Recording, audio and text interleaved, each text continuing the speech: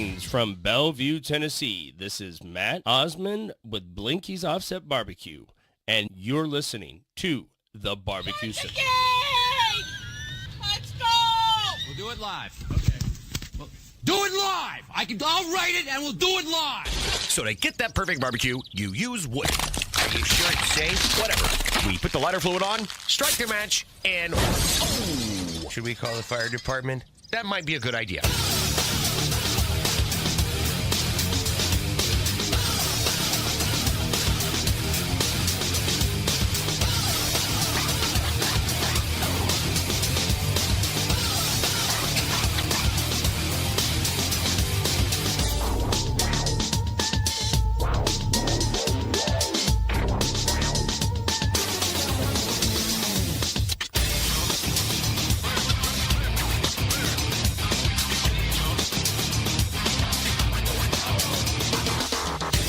Good evening and welcome to the Really Big Barbecue Central Show. This is the show that talks about all things that are important to the world of barbecue and grilling.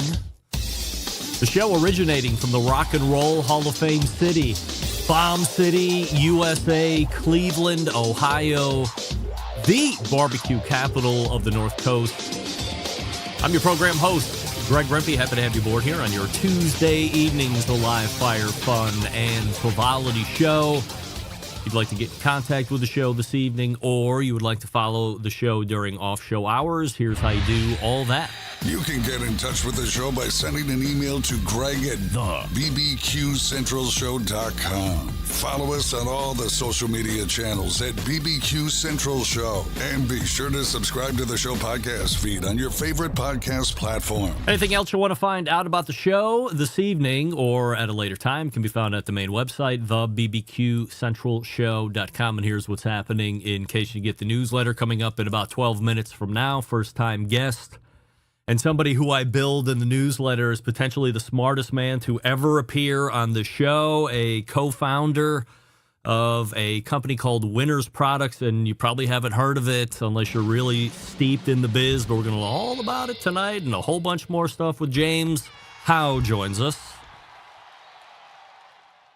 I'm not going to oversell the segment, but I think this one is going to be fantastic, and as I also put in the newsletter, ends up building into what will be a series of interviews with James here over the next handful of months. And we're going to give you a look inside of the grill industry, the likes you have never seen before. We're going to answer questions that you didn't even know you had. You're going to be a lot smarter about this industry by the time we wrap it all up. So looking forward to meeting James for the first time here in about 12 minutes. And then 35 past the first hour, we will have a interview with what I call my first man crush love on television. I saw him on Hell's Kitchen. He is a barbecue pitmaster, a cookbook author, and a prolific barbecue restaurateur. Andy Husbands rejoins the show after about a 4-year layoff, and that'll bring a close to the first hour, move to the second hour. Fourth Tuesday of the month in the second hour can only mean a visit from the embedded correspondents. We have an abbreviated 100% assurity questions list, and then we will dive headlong into last week's content of BBQ Hall of Fame, who makes up the class, living and legacy, no impact award reaction. We'll look at what our list looks like compared to the lists that got in. I had all of the folks independently make two lists. Ones that we thought would get voted in by the living members and ones that we would vote in. And then we'll jump into a whole bunch of other nonsense after that. So embedded correspondence in the second hour, and then the show will wrap, and that's how the show is laying out. James Howe, Andy Husbands, first hour, embedded correspondence, second hour. Don't forget you can follow me socially, Instagram, Twitter, TikTok, Snapchat, and LinkedIn. All at the handle at BBQ Central Show. We say good evening to those of you watching tonight through one of our video streaming platforms. You can go to facebook.com/BBQ Central Show or twitter.com/BBQ Central Show. You can also watch on YouTube, which is youtube.com/@BBQ Central Show, where we have a new YouTube poll question of the week that we'll be asking everybody watching on YouTube, including all guests. Simply put, you have a Sam's Club membership, yes or no, and currently, shockingly, 64% of you are saying no. You do not have. You do not. Andrew, you are Not a Sam's Club member. It's show Tourette's. It's show Tourette's. You say not, immediately I'm triggered. We go to the drop. You know the deal. In fact, it just changed. Now 58% of you are saying you do not. 42% of you are saying yes. You do have a Sam's Club membership, so we'll ask all guests and we'll track the record or the numbers here through the course of the rest of the evening. Results from the poll of last week. You actively kept tabs on the results of both contests in Memphis. Now, 2 weekends ago, 63% of you said yes and 33% of you said no, which also makes 2 weeks in a row that we didn't achieve 100% satisfaction. We could only get to 99%. And I still have no idea how that can happen. Like YouTube, get your poll together. Give me 100%. 1% is left as an outlier, undecided. I may or may not have kept tabs on Memphis, and I'm not going to tell you. In any event, we'll start here tonight because many, many reactions to the Rasheed Phillips take that in order to fix the BBQ Hall of Fame issues, if you think there were any, and he did, it would be most beneficial to dismantle and start again. Very few of you thought that that was a good idea. A bigger percentage of you were in some way offended at that notion. And a majority portion of you that reacted thought that while a call to dismantle was a bit over the top, you did agree that something else could be done, but you just didn't know what the right answer was. So to everyone that reacted with a message of some type, I thank you for the input. I love the show most when it's interactive and there are opinions being traded back and forth. And I'm most thankful when people are open to the idea of discussion and hearing what everyone else has to say, not just digging in and then staying dug in because you're right and everyone else is wrong. It appears that most everyone is open to ideas and change if needed. I want to take you on a trip down memory lane for a second. A few years ago, when the Impact Award went to the unknown black barbecue cooks, I said immediately that in my interview, that was as weak as it gets. Nothing smacked of a more disingenuous sentiment than that award that year, in my opinion. In fact, I had Adrian Miller on to talk about the Hall of Fame that year, and I told him that I thought that notion was weak. It was too easy to say, we did it. If I understood Rasheed Phillips correctly last week, similar mindset of me. So this isn't just a black guy saying that the Unknown Black Pitmasters Awards was weak. This is me, and obviously white, although often confused with and told that I have a generically Middle Eastern or Latino, but not often a Sicilian look, which I am, and German. I've said it before, I'll say it again, between 88 and 92, you would have found no blacker white guy than me. I was all about the culture in every aspect, except, you know what? I wasn't black. So if I sit here and say that giving an award to the Unknown Black Pitmasters is kind of bullshit, it can't hold the same weight as if a guy like Rasheed says it, because he's a real black guy. So if he says it, I listen. I try to understand his point of view, and I'm not going to discount it. Now, have there been black people put in this BBQ Hall of Fame, this version? Yes. Was there a time in our history where black people were not valued for anything other than labor? Yes. Is there a possibility that indeed some of these people who we should know about as barbecue's most influential people over history didn't really have official records, or the people that knew them are now dead and cannot tell their stories and tell their names and give us this information? Yes, but I don't know how to fix that. That's why the award to the Unknown Black Pitmasters is weird, because yes, it's acknowledging a large swath of barbecuers who made an impact, but who are they? And when will we ever know? Probably never. Lastly, Rasheed said that he would not take a seat on the names committee for the Hall of Fame. because there appears to be too much wrong to undo. To a point, I disagree. There hasn't been a decades-long history of the BBQ Hall of Fame. It started in 2012 as we know it now. So there isn't 50 and 60 and 100 years of age on this thing. It's young enough to fix if someone wanted to have that discussion. I've always been a proponent of not bitching about something unless you're bringing a potential solution to the problem. So yes, he did say the solution was to blow it up and start over. That's not going to happen probably, at least not fully. But if getting a seat at the names committee also gives you the opportunity to have a much deeper discussion about the items we've talked about over the last few minutes, I think that's a potential opportunity.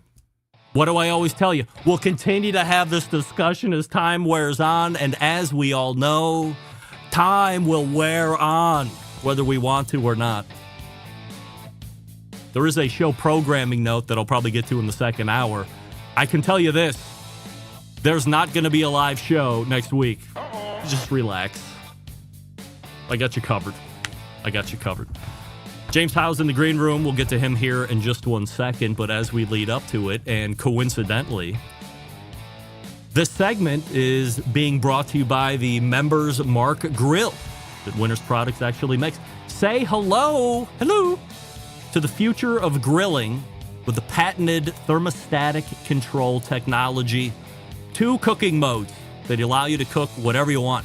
First up, barbecue mode. You know it. It's traditional grilling experience, variable temperatures, giving you control of each burner. My grill has 5 of those burners, actually. You can transform your grill, if you want, into a precise oven if you want to take it out of barbecue mode. This is a game changer. Simply set the thermostatic control dial to your desired temperature. So you have the 5, in my case, the 5 traditional burner knobs, and then in the middle there's a smaller one that activates oven mode. Starts at 225, a quick 25-degree bump up to 250, and then 50-degree increments up to 450 from there. So just dial in that temperature and the grill transforms into a precise oven. The choice is yours. Start it out as an oven, finish in the grill or barbecue mode, or vice versa. Just to put it to the test, yesterday during Memorial Day, which we call the beginning of grilling season, whatever that means, I forgone the other cookers in the fleet, fired up the Members Mark Pro Series 5-burner in the succulent stainless steel, and then dropped no less than 25 Atomic Buffalo turds in oven mode at 350. About 30 minutes later, some of the best turds I ever made. How do I know this? Because the guests give me feedback and I demand it. Now, to clean it off, because maybe the bacon unwrapped on a couple and some of the mixture puked out on the grill grates, I went into grill mode, fired everything up on high, burned everything off very quickly. Remember, this grill is packed with a ton of value. Stuff we're going to get to down the road, you bet. But at $6.99 price point, you can't beat it. Go to Sam's Club right now and check out the Members Mark Pro Series with thermostatic control. Also a 4-burner option if you're into that. But I say always get bigger. Nobody ever complained about getting bigger. We're back with James Howe right after this. Stick around. We'll be right back. You're listening to the BBQ Central Show.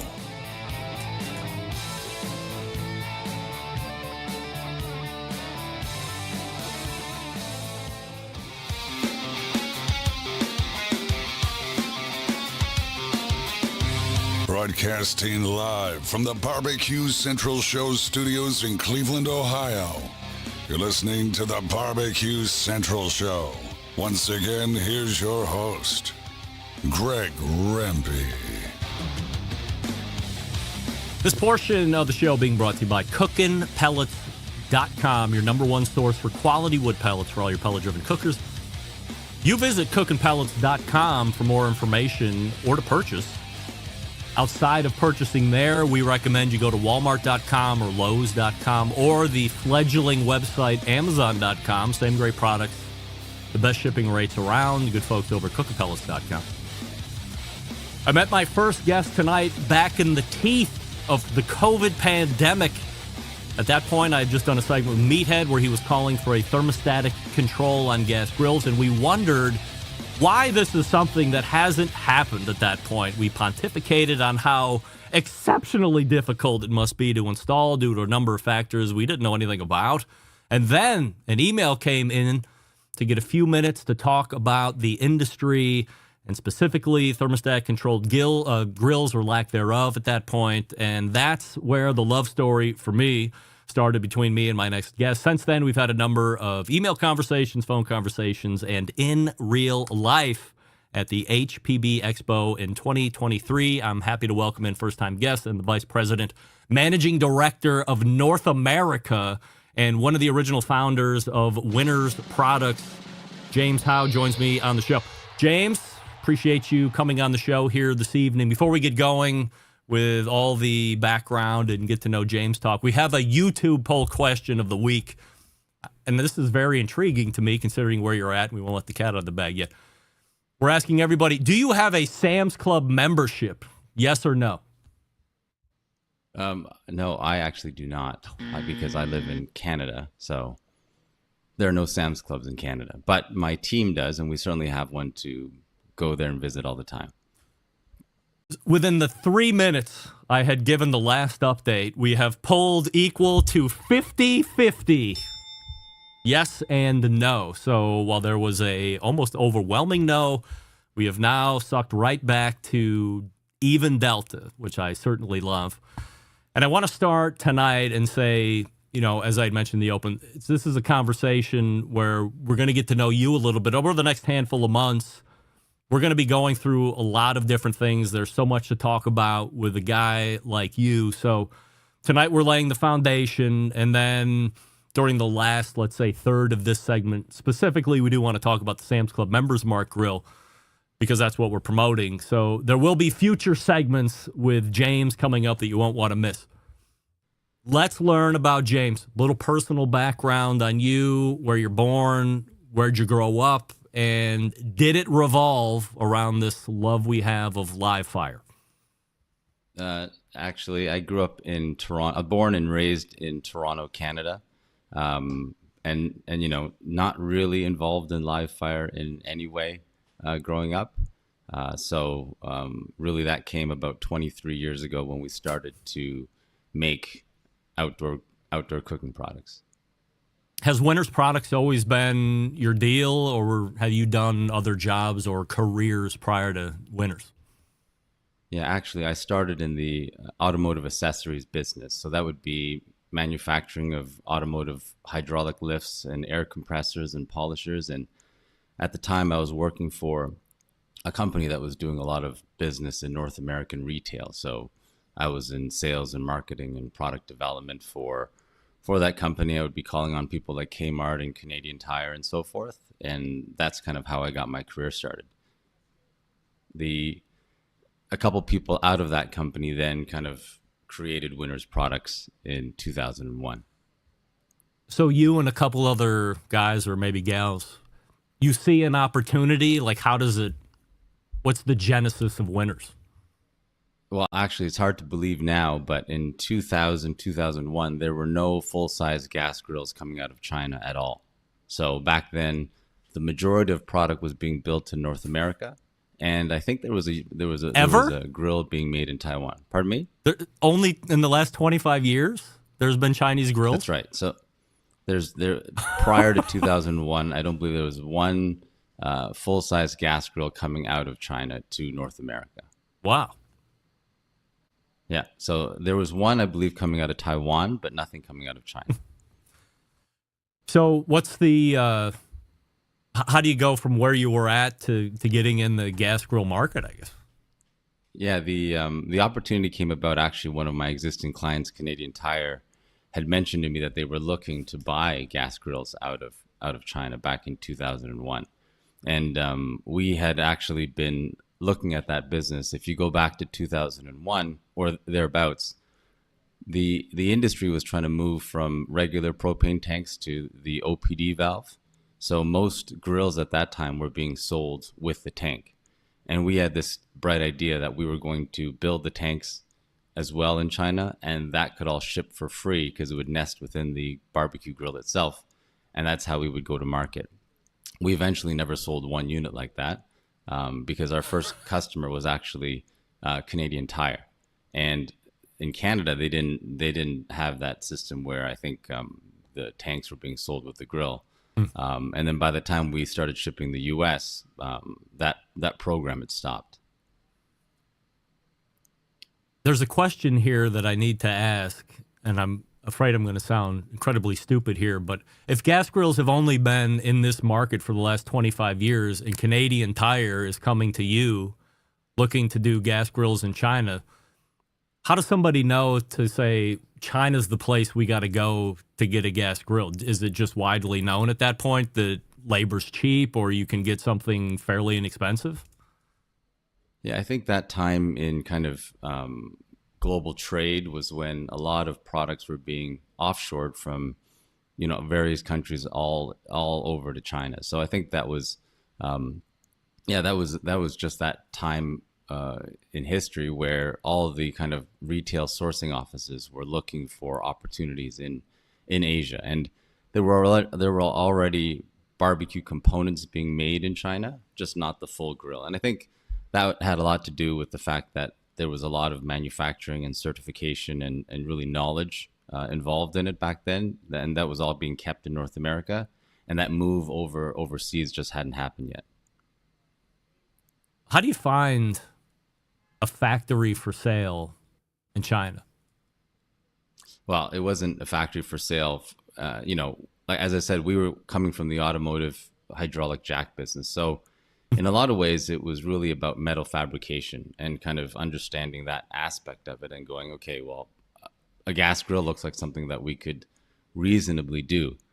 The other thing, too, was that within the city that had the propane tank factory, there was a bathtub and sink factory. And so a bathtub and sink uses porcelain enamel, obviously to cover the metal. And they also use a deep draw process to kind of make the sink in the bathtub.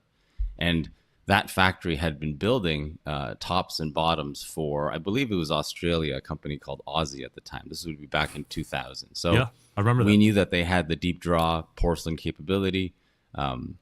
We hired a gentleman, a fine Scottish gentleman named Bill Baines, who was pretty famous in the industry at the time for being a gas certification expert, We worked with him for probably almost 20 years and just kind of getting us up to speed, making sure our products were safe, developing testing protocols and so forth. And really, that was about it. And then off we went.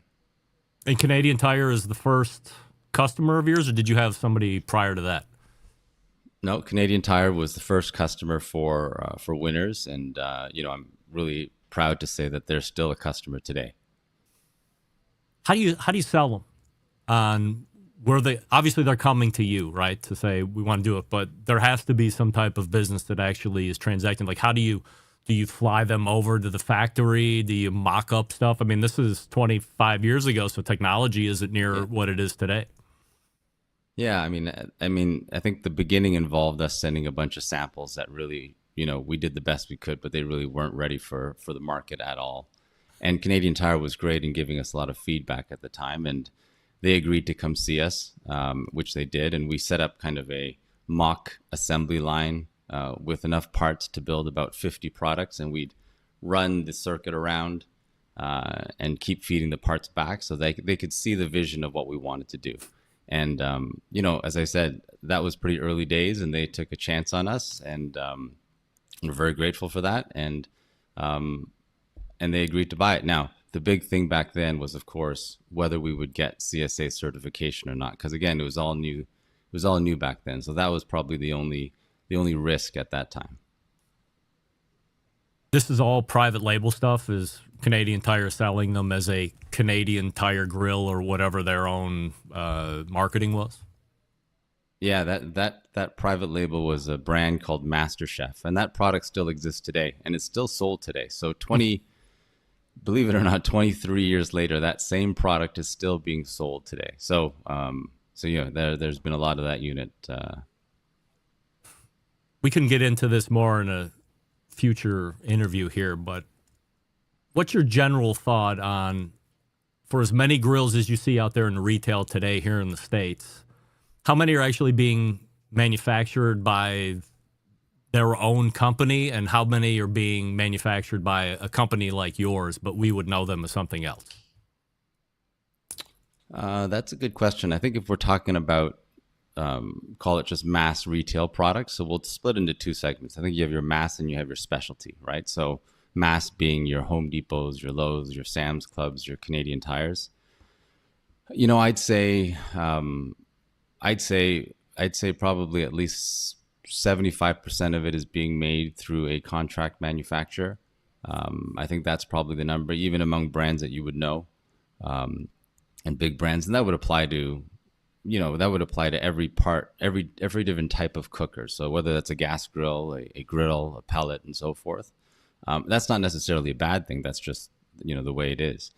I think in specialty, so you get up into the higher end, I think that number is a lot lower. I think most of those guys are probably building within their own facilities because it's much more customized, much more specialized. So I'd say that number is probably, probably only about a third of people are outsourcing that production.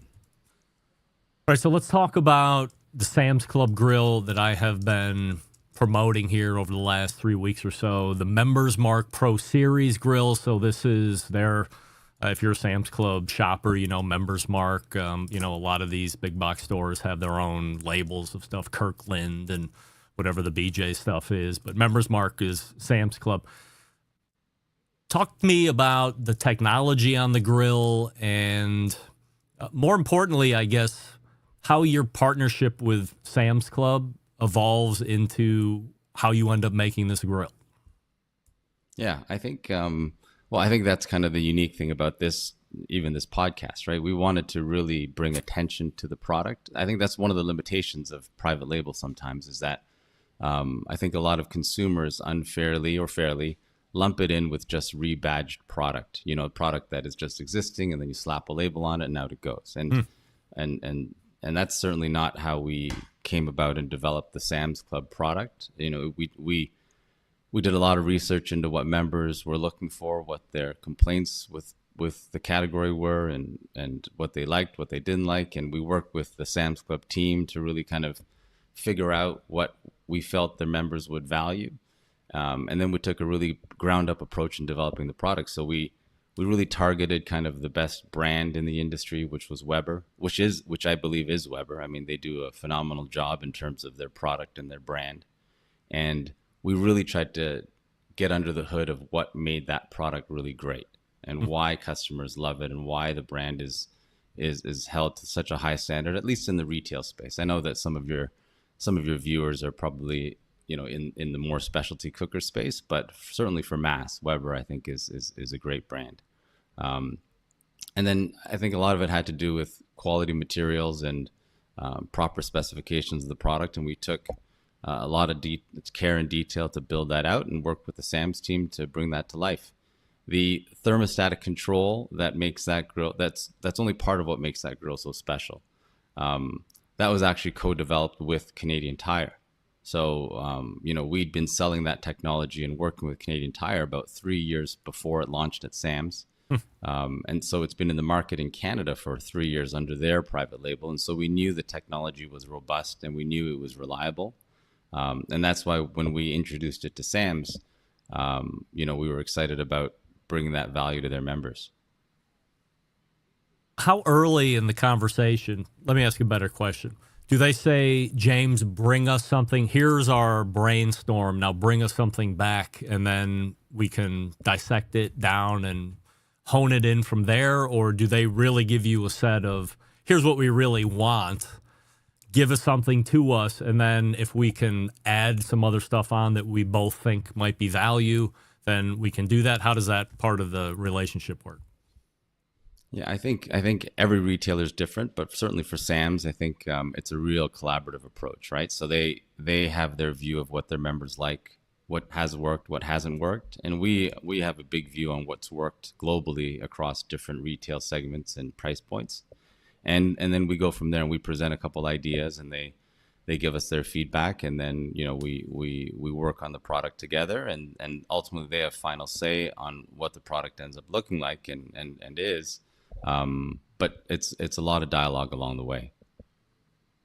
The oven mode or thermostatic control patent pending or patented. You look in a lot of different portions of this segment, and it's dial in a temperature, but you're plugging it in, or you're using a fan of some sort, automatic temperature control device in order to make that happen. This oven mode lives on the grill, no additional power needed. I would imagine you're the one pitching that to Sam's, or were they saying, we're looking for something like X, but we want to also differentiate? I think it's both, right? I think like I said, it's a constant dialogue. So we're always keeping them up to date on what the market is doing, the trends in the market, and obviously the Sam's team is also keeping very up to date, and they're getting pitched by other brands and outdoor grilling companies as well, right? So they get a good vantage point on what's going on. And I think obviously with the rise of pellets the last kind of 10, 15 years, the notion of temperature control, is not foreign to users out there. And so when we brought up the idea and said that it was a kind of reliable thing, they immediately understood what potential kind of value it could bring to the members. So I think the idea is great, and I think, as you know yourself, it's pretty easy to use. And I think one of the things that we think is really important about the product is that it's really additive, right? So if you bought the product, you never wanted to use the oven mode, you would never know it's there, and you would enjoy all the other features and value of the product. And I think that was, in our mind, really key to the product. So we didn't want people to not buy it because it had this extraneous feature that they weren't going to use. But for those that use it or start to use it, I think they'll get a lot of value out of it. So outside of the thermostatic control, there's what I would call a lot of value packed into something that has a retail price at $6.99 for liquid propane version. The first place I find that companies cheap out is on the cooking grates themselves, and it appears you guys have spared no expense in that realm. You've gone with stainless steel bars. So not only that, there are a number of other things that really bring value to this grill. Yeah, I think we can get into the weeds on the product, but I think from a build point of view, I think one of the things that are going to contribute to cooking and longevity is the aluminum firebox, right? So that's something that you would find on a Weber or Napoleon or kind of premium and above product. You don't find it in a private label grill. To my knowledge, there's no other private label grill that has an aluminum die-cast firebox. So it starts there, and then it starts with kind of stainless steel 304 burners and all the different materials. Again, looking very closely at these premium brands and understanding how they're building their product and trying to follow suit. Does Sam's really track? I think there's perhaps a misconception, or at least a conception, that Sam's just wants people to come in the store. They want to have stuff available, but maybe they're not necessarily worried about the fine tuning of products. So are they really hyped on the grill? They want to put something out there that they're proud of and that they know is going to work.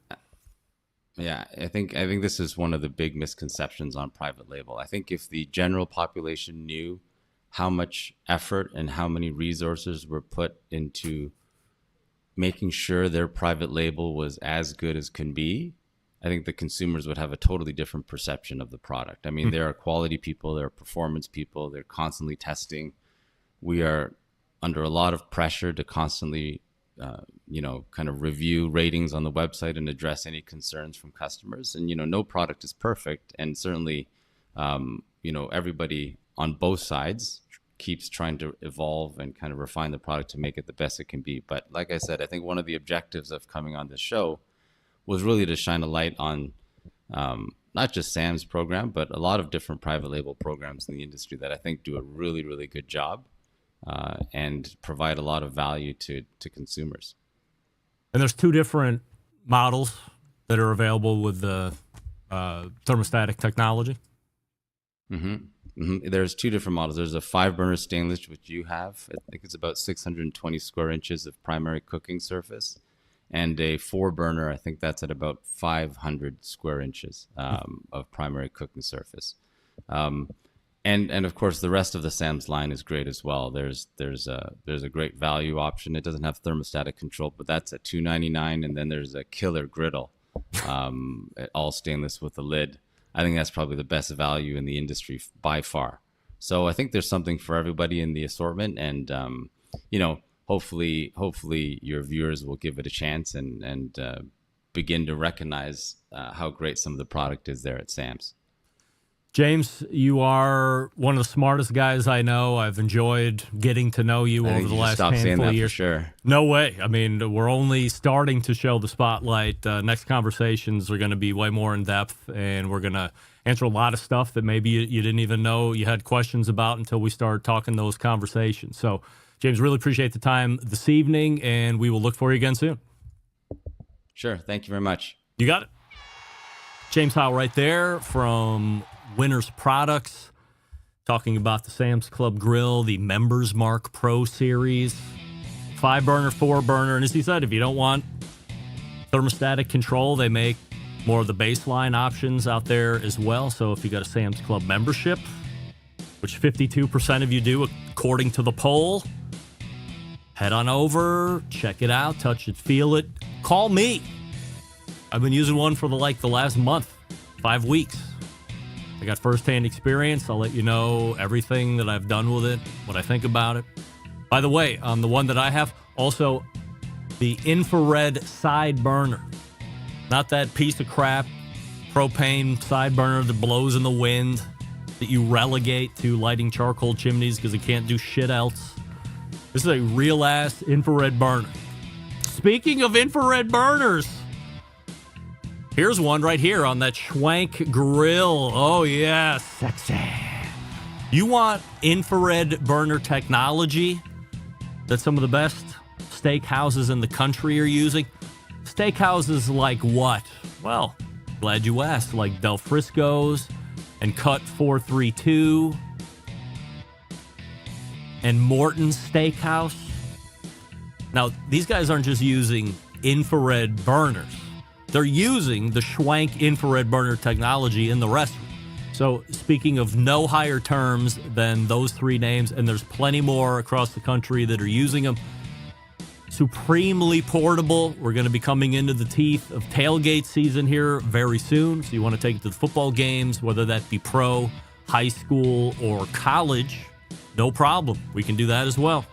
Propane or natural gas options. So if you want to connect it to the house and you never want to run out of fuel, just make sure you turn it off every time you're done with it.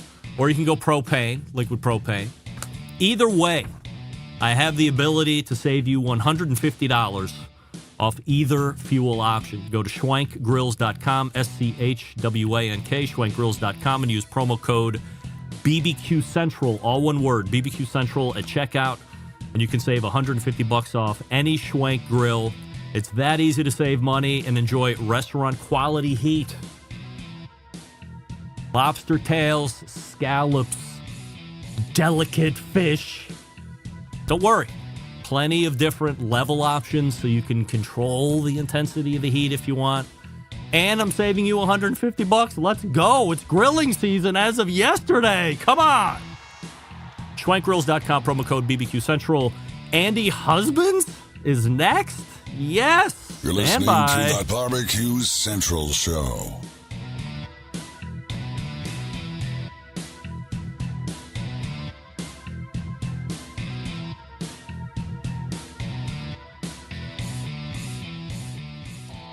Howard Stern, Jim Rome, Dan Patrick, and Greg Rempe. The Mountain Rushmore of talk show entertainment.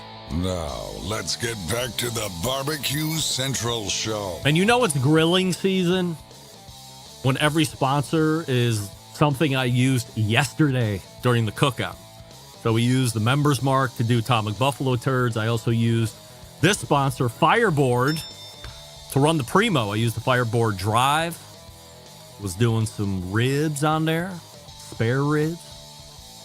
Dialed it in at 275 degrees, and there it stayed for hours and hours on end with the help of the fireboard. So if you don't want to mess around with fire control on the Primo, that's fine. Get a fireboard drive, and you will be treated to the ease of keeping temperature in that ceramic cooker. Although it's easy on its own. You know, if you're a stud like me, maybe not for you. Fireboard.com is the website, or call 816-945-2232 with any questions that you might have. My next guest, an accomplished pitmaster, chef, restaurateur. He has also written a few books, co-authored with barbecue legend Chris Hart of IQ. And tonight we talk about where he's been since March of 2020, the last time he was on this show. We also talk about the BBQ Hall of Fame finalist list, which he was on this year. We welcome back the first guy I ever fell in love with on TV, and also a friend of this show, Andy Husbands. Andy, we have a YouTube poll question of the week that we're asking everybody, including all guests. You have a Sam's Club membership, yes or no? No. No, all right. 52% of the YouTube voting public are saying yes. They actually have. I'm sorry, maybe I should get one. I feel left out. Well, let's get on the ball here, Andy. Did you know you have been appearing on this show since August 11th, 2009? Are we old? Wow. That seems like yesterday. Almost 15 years ago, a handsome Andy Husbands was telling Chef Ramsay, "Go F yourself. You're not going to bring me down. Leave me alone for my chicken." Let's start off with the Hall of Fame, first of all. Yeah. Hold on 1 second. I'm hearing myself. Are you hearing me through your earphones? I am not. No. That's so weird. I was just catching myself back. Let me try something different here. I got another plan. I got plan B. Ready? Plan B. All right.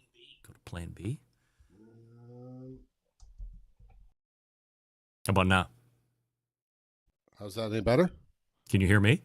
Oh, wow. Yeah, I can really hear you. You probably can't hear you, though, right? No. All right. That's As long okay. as you can hear me. That's all we care about. Yeah.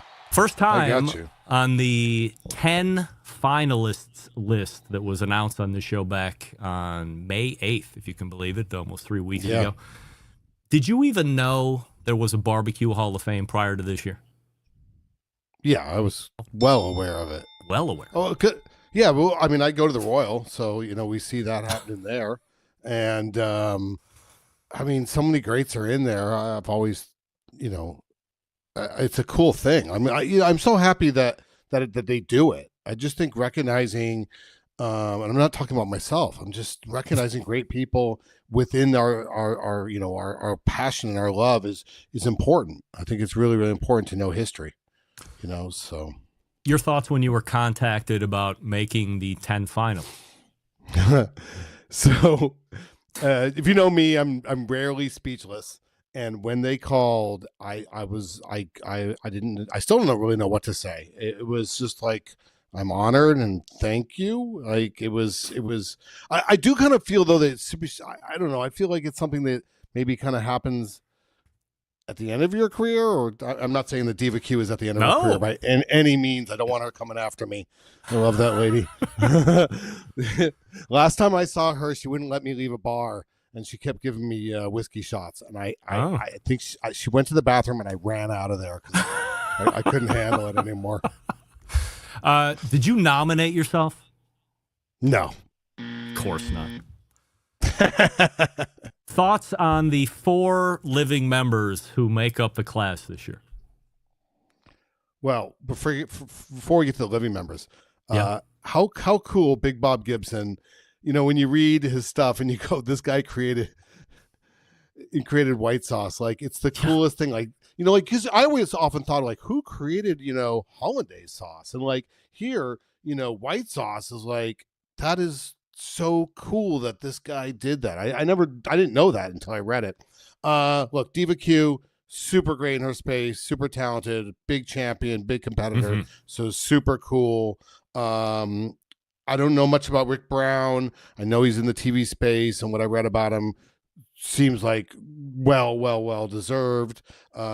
Steve Grady, Eastern style, I'm in love with. I wish I could do it as good as him. Nothing better, right? So really, really cool. And then Fast Eddie, again, I don't know a lot about him, but from what I read, cool about the pellets and to create, look, we've all kind of seen stuff. So when someone creates something new, that's really innovating and like it's great. I don't cook with pellets, but I think it's a cool way to do it, and I know people do love it.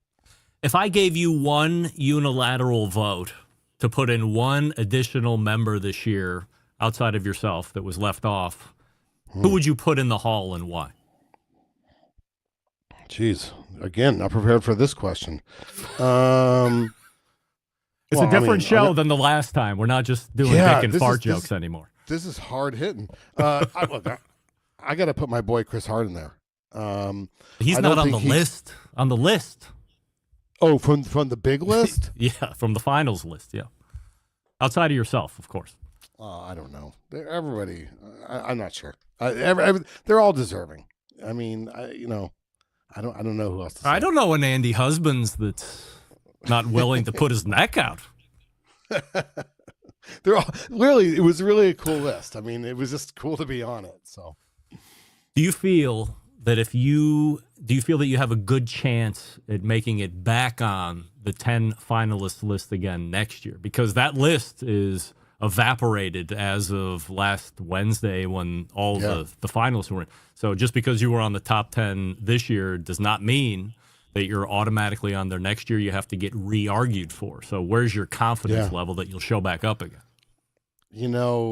I control what I can control. So I just really focus on what we do and what I do. And I'm so involved with my businesses and classes and my beautiful daughters. That's what I really focus on. If what I do is worth an honor, then thank you. If not, that's okay too. Someday maybe. As I mentioned in the open, you were last on the show 2020. We talked about what was then a budding smoke shop barbecue business. Yeah. What's happened since then? Jeez. So we probably had 2 or 3 units in 2020. We're at 6 now, and we'll be 8 come this winter. Wow. So we've opened a few locations. I think I wrote a cookbook since then. Had a pandemic since then. Yeah, funny thing about my cookbook that I wrote, Backyard Barbecue, Party Like a Pitmaster, very good book, and it was all based on kind of like cooking for large groups, right? Like it's really cool, like because that's what we do for barbecue, right? It's the Tuffy Stone once said to me, nobody cooks a brisket for themselves, right? And so that's what kind of the book is about. It's that passion, that love that you give to other people. So I released that book. And then about 3 months later, I started thinking about it. I go, I wonder if it's sold. And the lesson I learned is do not release a book for large party dining right before a pandemic. Yeah. It won't sell. For some reason, people weren't really into having parties and barbecues. Go figure. Does that kill your relationship with the publisher, or does everybody chalk it up to pandemic? No, it's it's selling now. We sell lots. But no, no. My publisher, Corto, is awesome. They do a great job.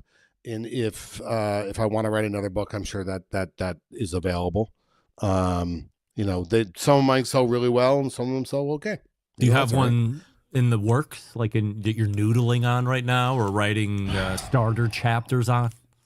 More like noodling. I'm really hounding Chris Hart right now to write another one. But really, look, I've written 4 barbecue books, with Pitmaster really being kind of the biggest one. And I love that book. It's great. I could write a book tomorrow, but I really want to have something to say.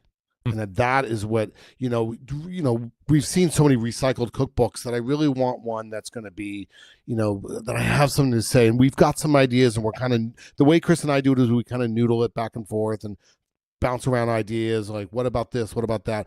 Then when we land on it, we know we've got it, the concept, and then we'll go for it. But it's a lot of work, so we'll see. Worst thing about the pandemic, and then best thing about the pandemic? Well, I'm not a real negative guy. So the worst thing obviously is the deaths, the scariness. No, I'm sorry. I meant business-wise, not like the Oh. obvious. Sorry. Oh, all right. Well, I'm not okay. that deep. Is it true that every guest gets a Schwenk grill? That's what I was told, that Yes. I get a free Schwenk grill. Yes. Thank you. And I Thank can you. save you free and $150 on top of that. So How I about get that? $150 Yes. and a free one. So That's I'm very right. excited about that. Right. Very good. So look, what was cool about the pandemic is, or what was sad was, we had these meetings, and I had meetings with my teams, and they had meetings with their teams, and we found quickly that we had 50 employees who couldn't collect unemployment for whatever reason. They were unable to collect unemployment. That means they couldn't feed their families, and they couldn't pay rent. And so we quickly threw together these pop-ups where we took because we had frozen all our meats. We took everything out. We just, me and some friends and a couple employees, we just started cooking, and we'd say pull in 20,000, write checks for 18, take 2,000 to seed the next week, and do it again. And the customers really showed up for it. And when we were doing all these crazy things like put the bag here, and we'd walk away and whatever, all that craziness. But it was cool to see how the people came out, and it was really, if we're not taking care of our teams, I don't know what we're doing. And it was really cool to, when everybody came by to get their checks, how thankful and how excited, and they were offering help. And we just kind of snowballed into this really kind of neat way of reopening, that everybody kind of started chipping in. And then we were actually able to open and actually do sales, build a good relationship with DoorDash, which was really great. We didn't do a lot of delivery before then, maybe 5-10%. We're up to about 20-25% now. Wow. So it's a big portion of our business. And the coolest part is it was hard. It was very hard. You're worried about getting sick. You're worried about your team members getting sick, and you're worried about, maybe losing your businesses. And so you have all this pressure. But when you go through something really insane like that with a really cool group of people, you get to know them very, very well. And when you get out on the other side, you really appreciate them, and you kind of gone something together. It's like an restaurant opening. When you go through a restaurant opening, it's a very special time, and it's only going to happen that one time, and you build a bond. So the bonds that we built was just really cool. There's 6 barbecue shops open. You said you're getting ready to open 2 more here, so total of 8 by end of the year or something like that. Yeah. Same menu concept or not? Everywhere is pretty much the same menu, but we have some new stuff, which I don't want to talk about, but I'm very excited. A couple new things that are going to be on the menu that will probably roll out in the new places and then change over and move them everywhere. But we kind of want everyone to have the same experience every place. And it's a lot easier to train that way, and a lot easier to buy that way when you buy the same stuff all the time. Are these menu items on no other restaurant's menu anywhere in the country? You're not allowed to say anything? No, I've blatantly stolen them from one guy. I tell you that much. No. One is I don't think is on any menu anywhere in the country, and the other one is on someone's menu in Jersey actually, and he knows who he is. They're going to be fun, exciting stuff, just new stuff for the smoke shop. So we're pretty excited. Is each location a new build out, or are you a second, third hand kind of guy? Yeah, we love second and third gen spaces. That's what we love. One's actually an old Applebee's, and one is an Outback. So these are pretty big cool places then. Yeah, 4,000, 5,000, 6,000 square feet. Yeah, they're big. We're sit down dining. We'll have we have Massachusetts' largest American whiskey collection, so 400 whiskeys or so. Wow. Yeah, pretty cool. All funded by Andy Husbands, or do you have let me reframe this. In the beginning, was it Andy Husbands, the entrepreneur, or did you know at this day and age, even back then, you were going to need to bring in a finance team of some sort to help this thing get off the ground? Let me tell you the coolest thing about this industry, and yes. I'm sure so many people, I believe Aaron Franklin's founder story is the same. You know, I started with $5,000 in 1996. And that's I have a great family, but no one was giving me money out of my family. And I now run a $14 million business or something like that, right around there.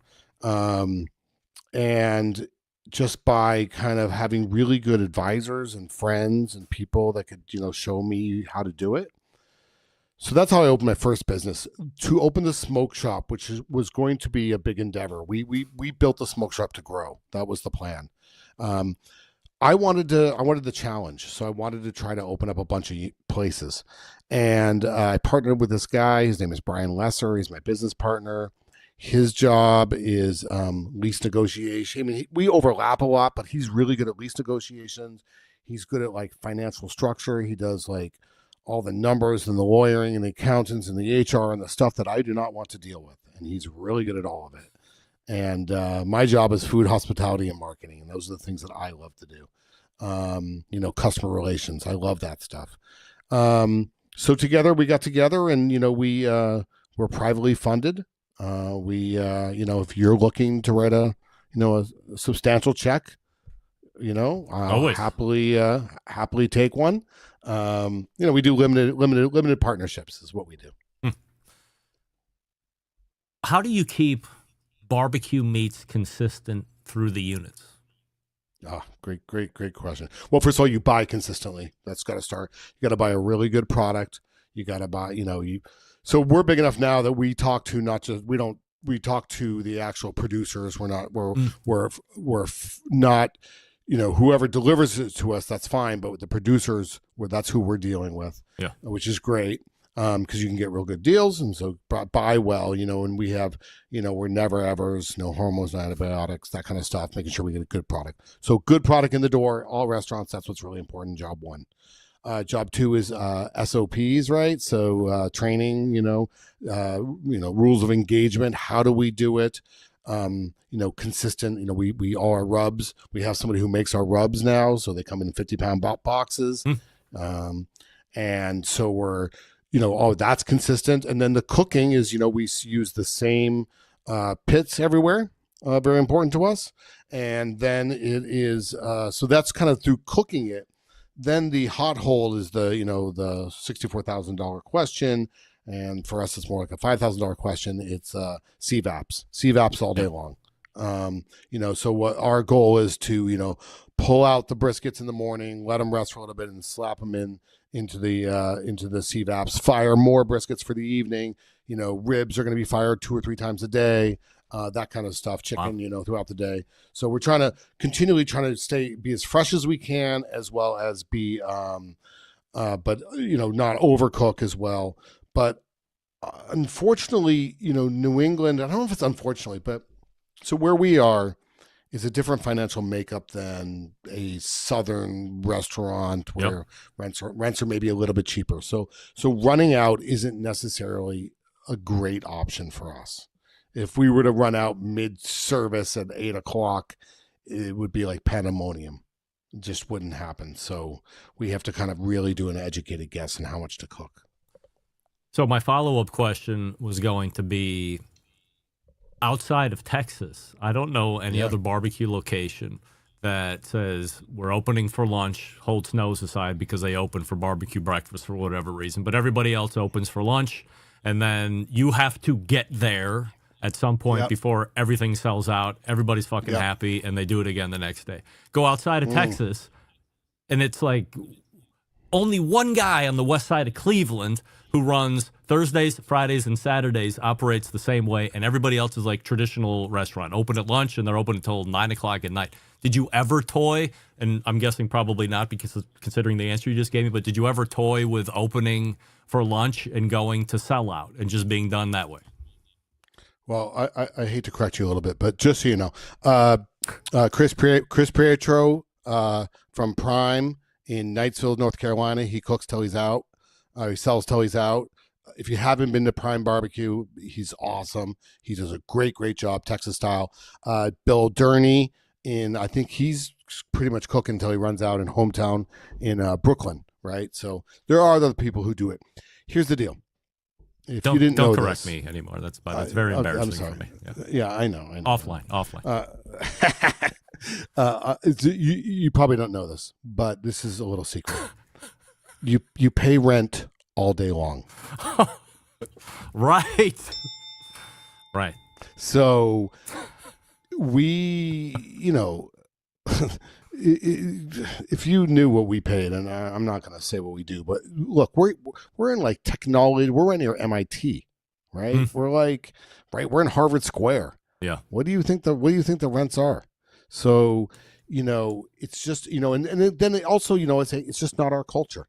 Right. It's not in our culture to line up and get barbecue. Right. At 9 a.m. And half the year it's too cold to line up. Yeah. Who's going to do that? So they would think I was nuts. I've been in line. I've been in line at Franklin's. I've been in line at Interstellar. I've been all, Truth. I've been on all those lines. And it's great. I love that experience. I think it's great. What we do for barbecue, to be clear, is I like to think we're tribute. So we're not trying to say we're traditional Texas or traditional anything. That's their heritage, and I don't want to take that. What I want to do is honor and try to pay tribute to what they do to the best that I can do that where I am. And that's what barbecue is about. Barbecue is about using what's around you and using the wood around you, using the animals around you, using the spices around you, right? That's why we see different spices, different flavors in different areas, right? That's why, different things are done different ways. So in the Northeast, look, we have a certain type of wood. So I use that wood. I'm not shipping in wood from Texas, right? And in Northeast, we're paying a lot of money for rent and, in Harvard Square. So we're going to operate the way we need to operate. Yeah. So it's just different every place. And I love that. I love that about barbecue. Anything coming up here over the next couple of weeks you want to promote here? Gosh. Well, we're going to have a whole new sauce line coming out very soon, which we're pretty excited about. That will be in a couple months. We had sauce bottles and then we decided to change what we're doing, and now we're going to bring them back. And they were wildly successful. If you haven't tried our sauces, they're really, really good. These sauces that we do, our sweet sauce specifically is based on what Chris Hart developed, for our team, for IQ, to win the world championships. So rumor has it when you're a guest on this show, you send the host free sauce. That's the rumor. And peanuts. And peanuts, yes. Those are my favorite. Have you gotten peanuts? Have you gotten it yet? Not yet. I mailed them to you. Check your mail. And they're stuck in the mail. Maybe tomorrow. I would have showed them. I would have showed them otherwise. Darn it. When the sauces come out, I definitely hook you up. Absolutely. All right. Andy Husbands is here. We're playing catch up. The smokeshopbbq.com is his website. And find out where all the stores are if you're going to be in his neck of the woods. In fact, go on the Smoke Shop Barbecue Tour, where you visit all of the different restaurants that he has that are open. And for completing that, you get to also pay full price every time you go to that restaurant, because it costs a lot of money to operate where he's at in the Northeast. Andy, you're the best. Appreciate you coming on, and I will not wait 4 more years to have you back on. Thank you. I appreciate it. And I said this before. You do a great job. I love what you do. Thanks, Andy. This guy's the best. Andy Husbands. Shame on me for waiting 4 years to have him back on. Great insight. I agree with Doug Scheiding, who's going to be coming on here in just a moment, saying, you pay rent all day long. Classic. Yes, of course. Don't listen to me. I don't know what I'm even talking about. I don't have a restaurant or anything like that. Far from it. Also, I'm scared, and I would never have a restaurant, of course. Why isn't this playing? Come on, there we go. Andy is a man's man. Puts his money where his mouth is, takes significant risks, and guess what? It's paying off for him. He's going to have 8 units by the end of the year. It's time to go to the Northeast. Who's ready to go for a barbecue tour? Me. What do we love about ceramic cookers? We love that they're fuel efficient. We love that you can achieve low and slow temperatures. for traditional barbecue meats. We love that you can get rip-roaring hot for the high-temperature grilling of steaks and other thin cuts. But what's missing in the everyday ceramic grill lineup? The ability to do true two-zone cooking. Two-zone cooking is very important to both professional and backyard cooks alike. It's the best way to manage a fire and cook with confidence. However, getting a two-zone fire and a round ceramic cooker isn't very realistic. Why? Because it's round. And a Primo grill and the game-changing oval design, the shape gives you the ability to execute a two-zone setup that you desire. It also gives you the other ceramic grill benefits as well. When you break it down, there's more than 60 different ways to cook on the Primo. Only limited by your culinary imagination. And only sold through dealers, so go to primogrill.com, find a dealer near you. And then if you're not satisfied with the XL, then put in your pre-order for the XXL. I believe it's a $100 deposit. You pay the rest when it shows up. Bunch of accessories to complete that Primo experience because everybody loves accessories. And as I had mentioned as I was talking to James from Winners Products, I'm using all the sponsors of the show yesterday. I had the Primo grill fired up. 4 racks of ribs on the Primo. Used the fireboard to run it at 275. Didn't bat an eyelash. When I took the deflector plates off, it was like I didn't even have a fire in it. That's how efficient these things are. It's crazy. Again, go to the dealer near you, primogrill.com. Follow them on Facebook, Twitter, Primo Nick, Empire Group Nick, the whole thing. Follow it all. You're going to love it. We're back to wrap the first hour, which we are already 5 minutes into the second hour, but we're going to wrap the first hour right after this. Stick around. You're listening to the Barbecue Central Show. Continuing to produce incredibly mediocre content in an exceptionally professional way. You're listening and watching the Barbecue Central Show. Once again, here's your host, Greg Rampey. We thank Andy Husbands for joining us. The Smoke Shop, BBQ.com, his website. I have no idea what he was talking about when it came to the peanuts. I'm usually pretty sharp.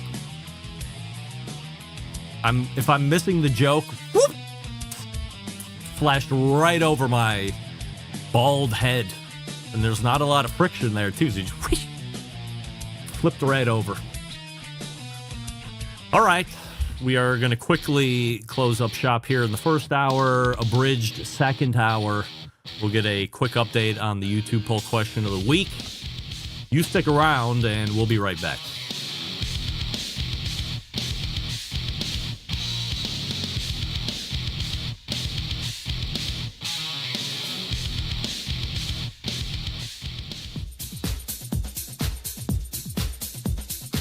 Happy to have you aboard here for the really big barbecue show. We cook because we have to, and we grill because we want to. Hit me! Fine, how you doing? You have a great show. I'm a big fan. Boing. So what seems to be the problem here? This man looks like he's dead, and he's in the crackle. Charbono! It's all about the Charbono, dude! Succulent fish. What?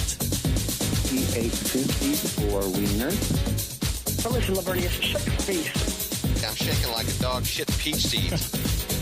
We have top men working on it right now. Top men. And just like that, we're into the second hour. Barbecue Central show, blah, blah, blah. Still to come on this show tonight, the embedded correspondents, Doug, John, Rusty, and Matt. We say good evening to those of you watching tonight through one of our video streaming platforms, Facebook and Twitter /BBQ Central Show. Also over on YouTube /@BBQ Central Show. There is a robust chat going on and a new YouTube poll question of the week. We're asking everybody, do you have a Sam's Club membership, yes or no? And it's swung back the other way. Now 42% of you are saying no. It was literally just the other way 2 or 3 minutes ago where the yeses were winning. It's a tug of war through the first 68 minutes, almost 69 minutes. Still to come on this show. I already said that. Coming up on the best moments of the Barbecue Central show in 10 minutes or less this coming Friday, episode 336, taking you back to May 27, 2008. There is one leg of the Triple Crown left. Horse racing, the Belmont Stakes. So why not trot out the official horse race expert of the show, Harry the Horse? You will hear this Friday. Harry made a number of appearances on the show in the early years, earning him a spot in the inaugural Barbecue Central show's Guest Hall of Fame back in 2018. Maybe you didn't know that. In this episode, we were talking about the horse sensation of the time, Big Brown, one of the most anticipated horses in 20 or 25 years, and have a chance at winning the Triple Crown. I'm not here to go out of my way to prove my pal John Solberg wrong. And maybe he doesn't think I listen to these shows before I post them. But I'm not going to tell you what happened back in 2008 if Big Brown won the Belmont and then the associated Triple Crown or not. Go back and YouTube it, loser. I'm not going to ruin it for you. Live that joy yourself or live that misery yourself on the YouTubes. I'm not here to destroy it for you. You can subscribe to the show by visiting the website, thebbqcentralshow.com/subscribe. And if you would like to hear a guest or segment again that you think's been lost in the archives, email John and let him know what you would like to hear. And that's John, Jon, at thebbqcentralshow.com. This past weekend, the famous Dave's All-Star Barbecue Challenge Series flew into San Jose, California. Give me a second. I checked for this the other week, and then, all right, good. They are posted. And winning is Big Daddy's Barbecue. And reserving is Old Greenwood Barbecue. Hey-o! Both the GC and RGC have earned spots to the 2024 World Food Championship in the barbecue division out there in Indianapolis, Indiana in November. So we wish them good luck. And the next Famous Dave's All-Star Barbecue Series event will be coming up this Saturday, June 1st, in the gambling mecca of the country, Las Vegas, Nevada, where also prostitution is legal. That's what I heard. It's been full for weeks, so there's no open spots. There actually are still two contests that have one spot left. The second, El Paso, Texas, which is on August 3rd, and then the last one on August 24th in Columbia, Maryland. Both have one spot left, so if you're looking to get onto this Famous Dave's All-Star Barbecue Series, you have to go to one of those two. Everything else is full. Now, I wanted to mention it in the first hour, but I ran out of time, and I'm quickly running out of time here. Actually, I should do this instead. A Barbecue Central Show exclusive news update. Greg Rempe reporting from the breaking news desk here in Cleveland, Ohio, the city that breaks the most live fire breaking news across the country. Nay, the globe. And I'm here to tell you this, show programming note for next week, there will not... Andrew, you are not have a live show next week. There will be no live show next week. There won't. We will not do it live. We'll do it live. No, we will not do it live. We'll do it live. Bill, not live. However, like last summer when I missed a few shows, there will be fresh, new content, new to you, in the podcast feed. It will show up on Wednesday, where you will hear a interview with a guy who I'd been trying to land for the better part of 487 years, Chef John Tizar. That is going to blow your mind. I'm really excited for you to hear it. John really speaks his mind on a lot of topics. And I'm also excited for you to hear it because on Thursday, you will hear Chunk Foods. Amos Golan will show up, the CEO and founder of Chunk Foods, and we will talk about what I feel is the current best non-beef alternative if you're looking for that kind of thing. Both are about an hour and change, so plenty of content. That's new in the feed next week. So don't email me.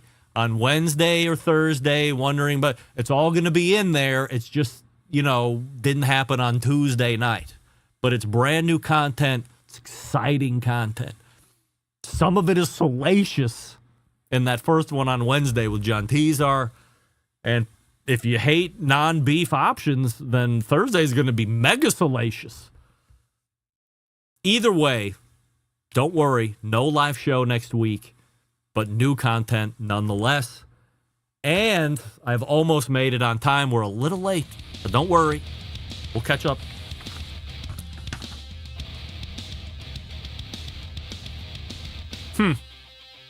I'm looking into the switcher here. This is weird. Anyway, are you tired of settling for mediocre grilling experiences? Of course you are. It's time to step your game up. Step your game up. Thank you, Floyd. Pits and Spits charcoal grills offer the highest quality live fire cooking experience you can get in the market today. Using either wood or charcoal, their solid fuel grills produce those classic flavors you're looking for when you have the time to fire up the grill and cook for family and friends.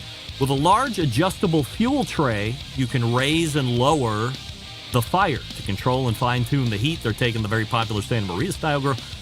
Check them out at pitsandspits.com/BBQ Central.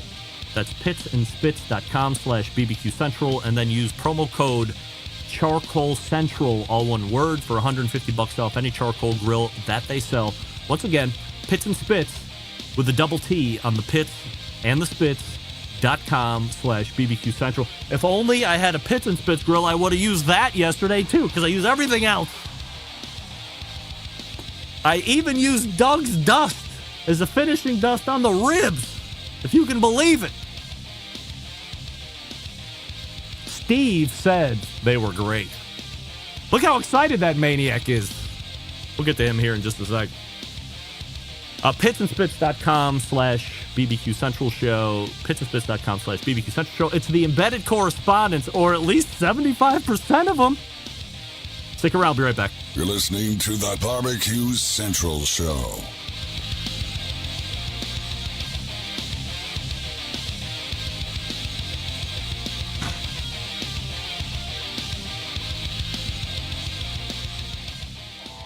Howard Stern, Jim Rome, Dan Patrick, and Greg Rempe. The Mountain Rushmore of talk show entertainment. Now, let's get back to the BBQ Central Show.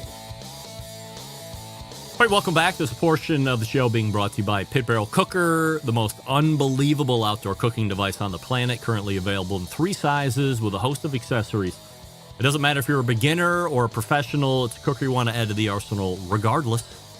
Visit pitbarrelcooker.com. Tell them the BBQ Central Show sent you. I'm sure they would hook you up with a very special free gift if you told them the BBQ Central Show sent you.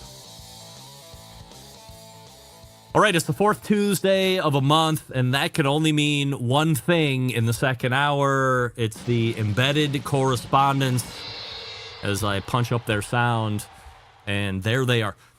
Well, can everybody stand by just for 1 second? Let me see something. Matt, are you there? Yeah. Now, just in case, I do have that ready to go, but there's no Matt, guys. I don't know where our Tennessee embedded correspondent is. Perhaps due to some unforeseen circumstances and a terrible set of events, our old Tennessee embedded correspondent, Steve Ray, has kidnapped and murdered Matt Osmond. Let's hope not. I am only left to my own devices and think of the worst scenarios that could possibly happen when somebody no calls and no shows. Of course, that sits just fine with me. Nobody's going to get any retribution. Nobody's going to get any stern words or anything like that going forward. It's a older, milder Greg Rempe. 10 years ago, I'd be going off my rocker. But no. We have so much more important stuff to get to. So why not have at it? Before we get there, just to the right of me is the longest running embedded correspondent from Texas, Doug Scheiding. And then below me is the second longest running correspondent, from Michigan, John Solberg, and the third running longest correspondent from the great city of Utah, Rusty Monson. And as luck would have it, because the ears must have been burning, it is the new and correspondent from Tennessee, kind of, Matt Osman, who's quick. Like, I don't know, Matt, like, did you not know it was Tuesday at 10:14? Like, you didn't know this was going to happen? I talked to you last night on text message, and you didn't tell me you were going to, like, what are you doing over there? Motherfucker. But we have a surety questions to get to. So, whenever Matt decides to jump in, we'll go ahead and get his thoughts on whatever question we're wondering. And to start off, I have a secret surety question that sounds something like this. Doug, 100% yes or 100% no? Rusty Monson has quit the Pitmasters podcast. Yes or no? I know nothing about this, but I'm going to say yes. Okay, Doug, Mr. Negativity. John, Rusty has quit the Pitmasters podcast. Yes or no? 100% no. Matt, can you hear me? This motherfucker. Let's go to me. Rusty has quit the Pitmasters podcast. What do I think? I'm going to go no. Okay. Well, let's go to the man himself. Rusty Monson, 100% yes or 100% no? Rusty has quit the Pitmasters podcast. I have officially quit the Pitmasters podcast. Finally. What happened? Who broke up with who? And give out all the gory details, because this is headline news starting tomorrow. I'm busy at work. I thought that running 2 trucks would give me some time. It does not. I am burning it all. Everyone needs to understand that I have not missed an episode of this show ever. Right. That is a miracle beyond miracles. You were in the emergency room and you didn't even miss an episode. Exactly. God. But at the same time, it's not a lot of work. It's just enough to make it so I have to worry about a little bit. It was becoming something that I was kind of moving away from it anyway. And I decided to just kind of pull the plug on it and focus on my food truck podcast, which, by the way, I've missed a few episodes of that too. But just to kind of get that out of my headspace, I can focus on what I need to focus on and let Anthony will continue to do the Pitmasters podcast. He'll continue to push on with that, and who knows, I might come back on, but as of right now I have no intention of doing that. There might be a chance I do something down the road. Wow. Follow-up questions on this breaking news. Doug, 100% yes or 100% no? You will now be the fill-in host for Pitmasters podcast like you are for baseball and barbecue. Yes or no? No. No? John, yes or no on Doug? No. The Anthony's ego's not going to let that happen. Rusty, is Doug the fill-in host from here forward? When we say no, we mean yes. That's how it goes with the baseball podcast. Is how it's going to go with the Pitmasters podcast. That's right. Matt, Doug is going to be the new co-host of Pitmasters podcast. I'm going to go yes. Yeah, so very positive. I'm going no. Doug is way too busy. It's a hard time hosting baseball and barbecue by himself with the sometime co-hosts Len and Jeff, let alone to host yet a third podcast. He'd be a Sean Walchef, for crying out loud. Nevertheless, here's the second follow-up to that. Doug, back to you. Rusty's food truck podcast on thin ice will be done in 6 months or less. Yes or no? No. Positive. John? No. No. Matt? Not a chance. I'm going yes. Rusty, yes or no? Your food truck podcast will be out in 6 months or less. No, that one's too easy to do and too much fun. Too much fun. All right. Next question. Matt, 100% yes or 100% no? You're shocked that the Shed won Memphis in May this year. Unfortunately, I'm not. John, you're shocked that the Shed won Memphis in May. 100% not shocked. Doug? I'm going triple no. Almost to unanimous. Rusty, you're shocked that the Shed won Memphis in May. 100% yes. Almost unanimous. I will make it a majority, a sweeping majority, but not. Wait, no, Doug, am I wrong again? Right, I'm going to make it a sweeping majority, but not unanimous. I couldn't be less surprised that I couldn't be less. Wait, I am not shocked. That's what I'm trying. Wow, maybe we should just start the segment over again. Everybody can come in on time, and there we go. All right, so Rusty's the outlier here, and we move to the next one. John, 100% yes or 100% no. If they weren't before, the Shed, now with their third overall grand championship at Memphis in May, has to be considered one of the greatest barbecue teams ever. 100% no. Rusty, one of the greatest teams ever? 100% yes. We're already competing. Doug, 100% yes or 100% no. The Shed has to be considered one of the greatest barbecue teams ever. Ever. That's overall, not just Memphis in May. That's right. I would say no.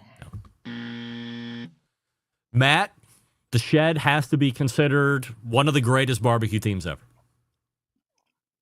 100% no. All right. Before I answer, Rusty, do you need to change? Did I give you the right information or not enough? No, I'm good, man. I'm solid. I'm solid. All right. Once again, I agree with everybody else but Rusty. No. Next question. 100% yes or 100% no. Rusty, you are shocked that Smoke Masters won Smoke Slam. No, I'm not shocked. Who the hell knows who's going to win that one? Matt, surprised that Smoke Masters won Smoke Slam. 100% no. John, you are 100% shocked that Smoke Masters won Smoke Slam.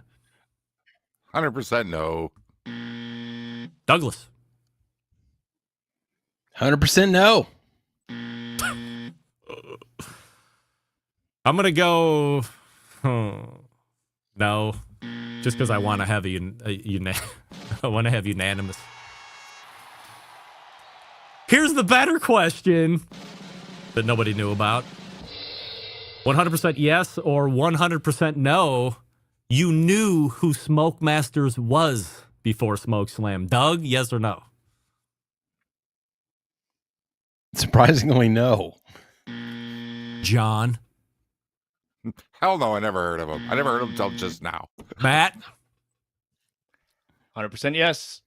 Rusty. No. Nope. Greg. Smoke who? Never heard of Smoke Masters in my life. Never. Will Hair, man. Oh, that made it better. That's one of the most intelligent. Thank you. Next question. Doug. 100% yes or 100% no. Smoke Slam, more like Smoke who? Yes. John. Yes, because I don't even know how to answer this question. Rusty, Smoke Slam, more like Smoke who? Exactly. Yes. Matt. 90,000% no. And in an odd twist of fate, I'm also going to agree with Matt. No. Little leading on that question, but Smoke Show, I believe, has cemented itself in some way. We can dig deeper into that here in just a second. We have a few more questions here before we get to the Hall of Fame stuff. Rusty, 100% yes or 100% no. You would much rather have pocketed the $90,000 that a team named Smokesmasters did at Smokeslam this month than win the overall grand championship at Memphis in May this month. I would rather win the grand championship.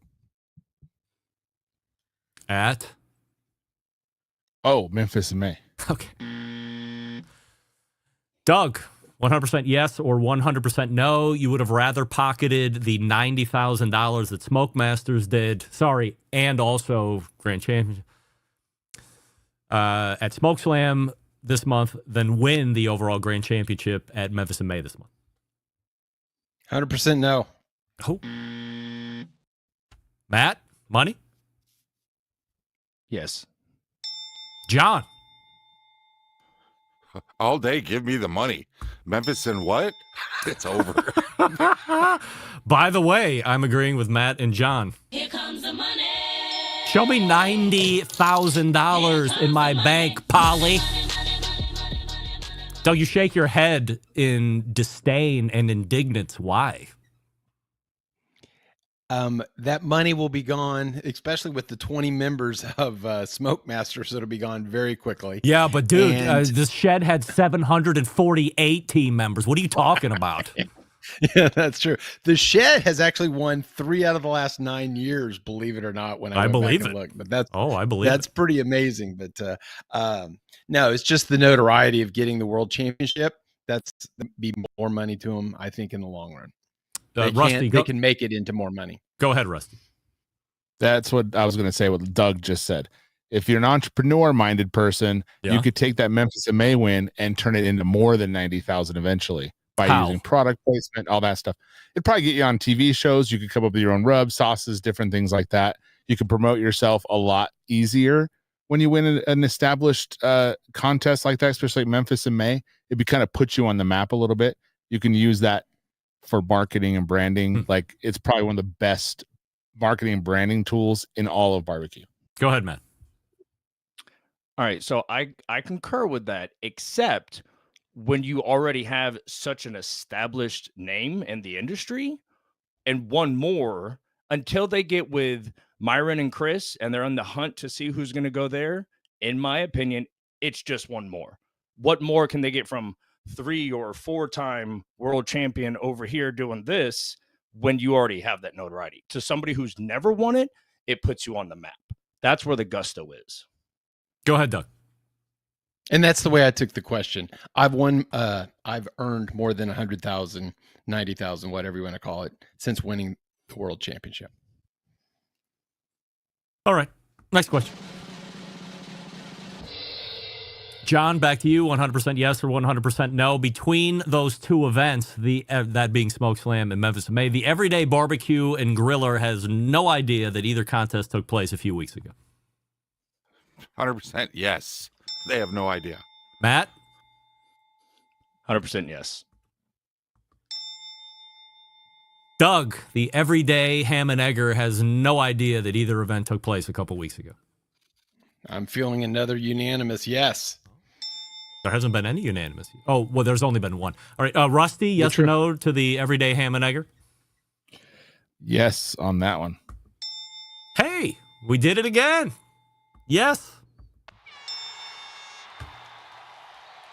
Sad state of affairs. 100% yes or 100% no to Doug.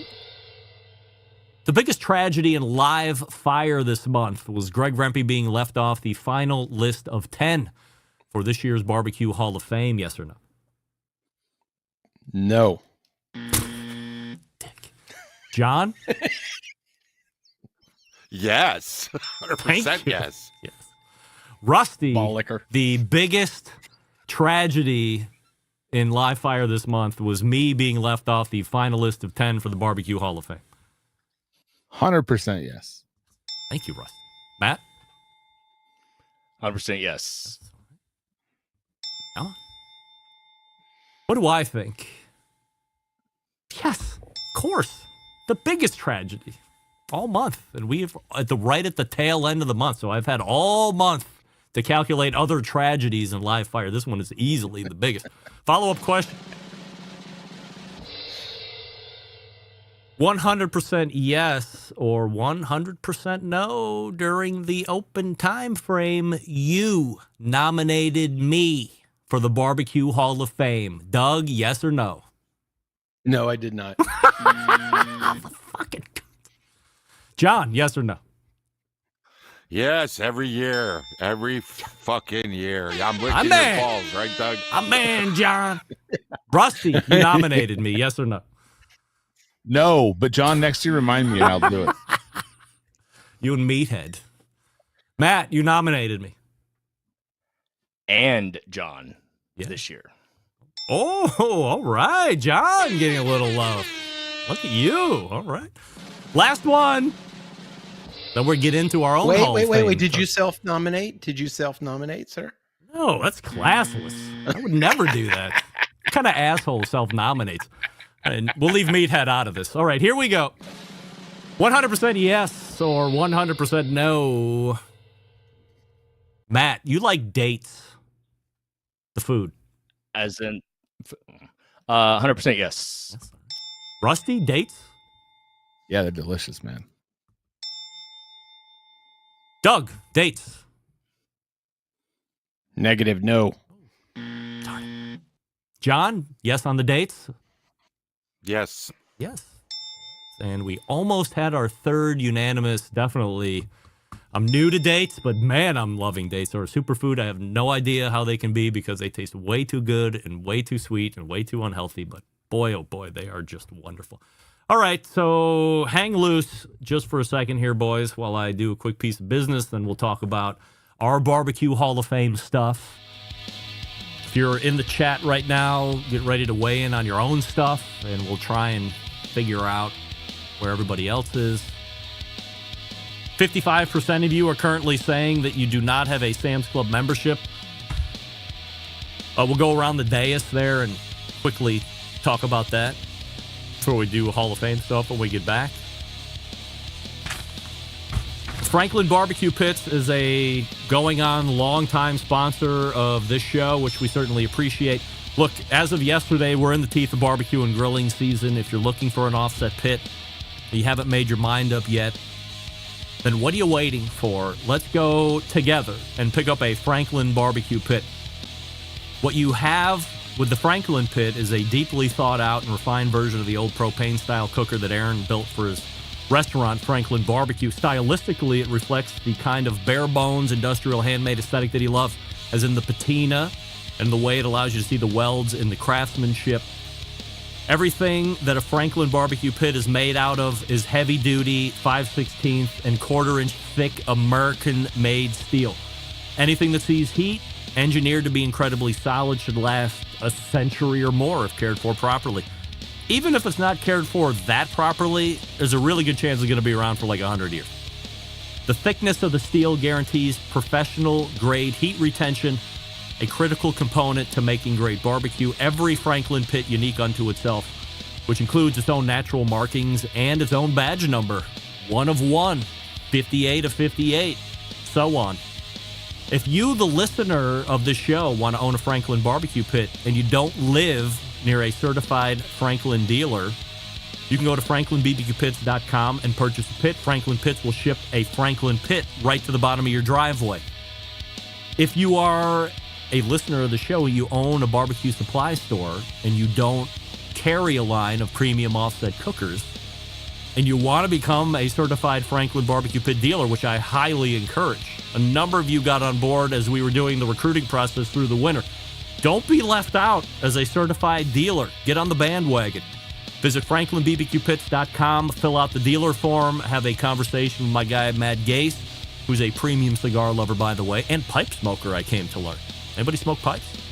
He'll get you set up as a dealer, and then we continue to foster and grow the Franklin Dealer Network. franklinbbqpits.com to either become a dealer or to buy a pit because you don't live by a dealer. We're back with more embedded correspondence right after this. Stick around. Be right back. You're listening to the Barbecue Central Show.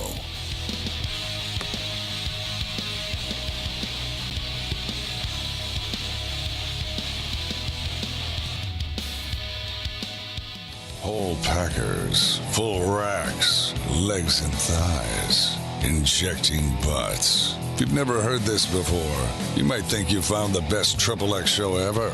Let's get back to the most homoerotic host out there today, Greg Rempe. Hey, welcome back. This portion brought to you by JRE Tobacco, makers of Aladino cigars. I was just enjoying a Aladino Cameroon, not the Cameroon Reserva, which is all Cameroon. Binder, filler, and wrapper. This one is a Cameroon wrapper, but Corojo binder and filler. Delicious. And they have all the other ones too. Sumatra, Corojo Reserva, the classic. If you want some samples, get a hold of me. Greg at the bbqcentralshow.com. Otherwise, it's jerrytobacco.com and find a retailer near you. The good folks over at JRE Tobacco. All right, guys, welcome back. And before we get into the Hall of Fame stuff, let's ask the poll question of the week, which I forgot to do. And a number of people in the chat want to know where you guys lay out. You have a Sam's Club membership, yes or no? Doug? No. John? No. Rusty? I own a barbecue food truck, so you have to. It's very required. Matt, yes or no? I too own a barbecue food truck, and I own 2 memberships. Oh, 2. Look at you. Business and pleasure. I do not. So that almost puts us at a 50-50, and 53% of the voting public now are saying they do not. No, I'm going to reserve my Tourette's there just for a second. They do not own a Sam's Club membership, but higher than I thought. Barbecue Hall of Fame stuff, as I had mentioned last week, we found out who the class of 2024 was. That being BBQ, Daniel Bennett, Rick Brown, Steve Grotti. Some people say Steve Grady, but it's actually Grotti. And Ed Moore and Fast Eddie, legend on this show, of course, barbecue legend in general, but for the folks that aren't as steeped in the barbecue nerddom as I am, and perhaps some of us are, maybe you haven't heard that name. So that's who made it in. What I wanted everybody to do was this. Make 2 lists. List number 1 that we're going to go over. And I said, you got to be honest. Don't lie. Don't make yourself look good. Nobody's really about that anyway, except for Matt. So here's what I wanted you to do. I wanted you to put a list together of members that you think the living members we're going to put through, and then separately make a list of the 4 people you would like to see in the Barbecue Hall of Fame. So we will start with our pal Rusty from the great city of Utah. Rusty, who did you think the living members of the Barbecue Hall of Fame were going to put in? Let's see how accurate you were. Dave Klaus, Ed Marin. Fast Eddie. Fast Let's Eddie. just put it that way. Good.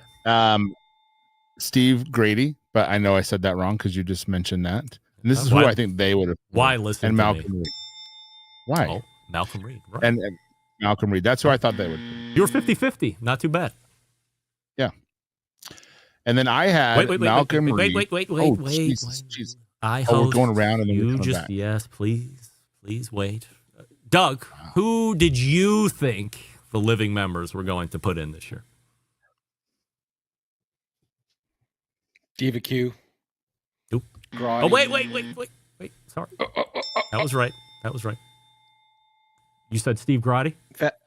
Yeah, Grotti. Okay. Lucci. He's the Lucci. Ed Fast Eddie, of course. And then I was wrong on the last one. I said they would put in Andy Husbands. 75% is pretty good. Better than we've normally done. John, who did you think they were going to be putting in? Man, I'm playing 500 ball because I thought they were going to go with Dave, Fast Eddie, Malcolm, and Grotti. So I'm batting 500. All right. Matt, who did you think that the living members were going to put in? I had Malcolm Reed, Fast Eddie, Danielle, and Andy. All right. So you were 25% good. Yeah. I had the following. Steve Grotti, 25% accurate. Yes. I also had Malcolm Reed. Nope. I also had Dave Close. But, the more I think about it, two pit masters or two pit makers, probably not the best odds after I started to really think about it. And then I had somebody that nobody picked, so me showing my 25% correct ass. I had McLard's Barbecue. I thought they were going to put in a restaurant or a second restaurant.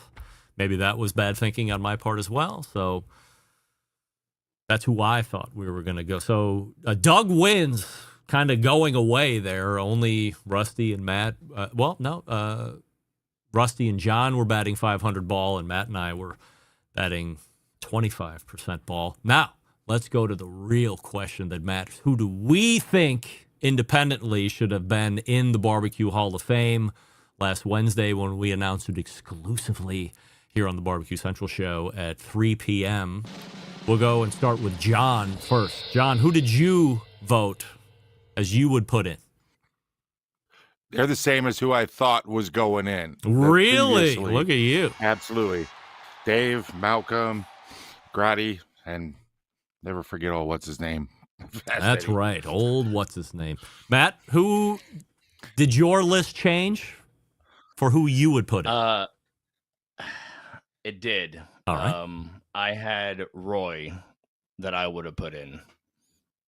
Roy Perez? Wow. All right.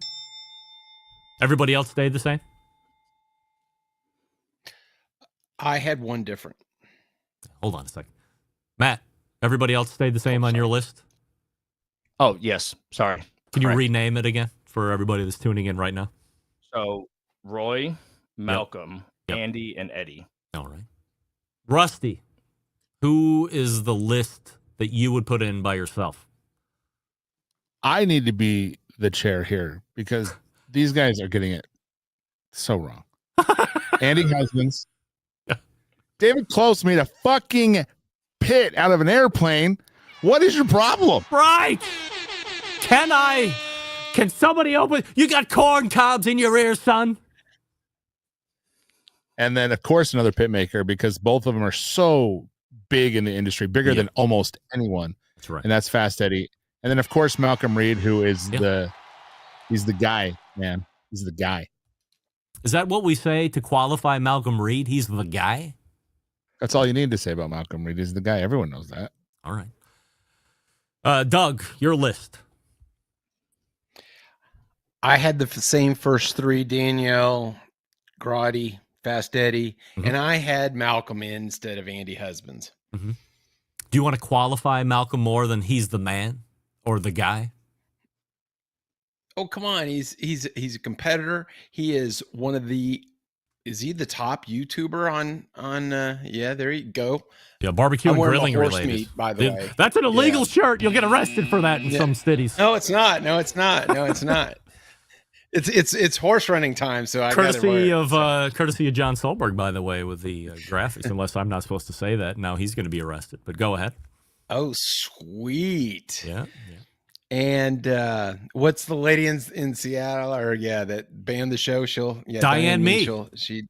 Diane Me. She how do you forget her? She'll be happy that I'm wearing this show. Self-banned for the show tonight. Yes. And I had Malcolm in terms of YouTube barbecue instruction. He's kind of changed the way barbecuers communicate to the public. I think he was the leader in that in the YouTube. So I think, and like people were saying, I think last week, how far he's come, from those first videos.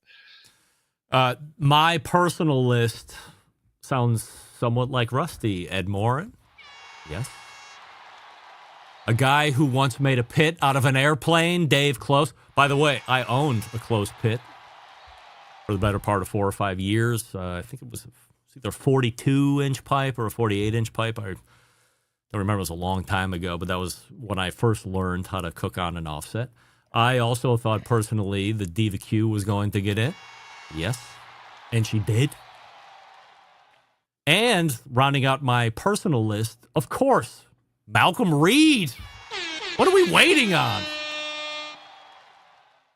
The Right on Cue podcast is in the chat, YouTube. How is Malcolm Reed not in the Hall of Fame? Of course. I mean, this is a guy that is just on sheer influence alone through YouTube. He is the Sam the Cooking Guy of the Live Fire segment, approaching 2 million YouTube subscribers, blazing that trail.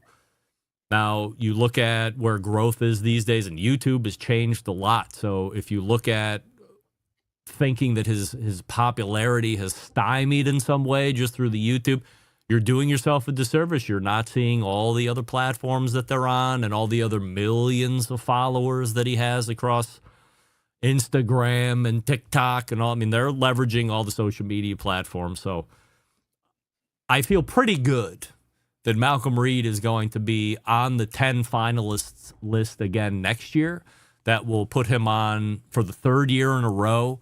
And if past performance is indicative of future results, which if we're investing, it does not. So remember that, number one.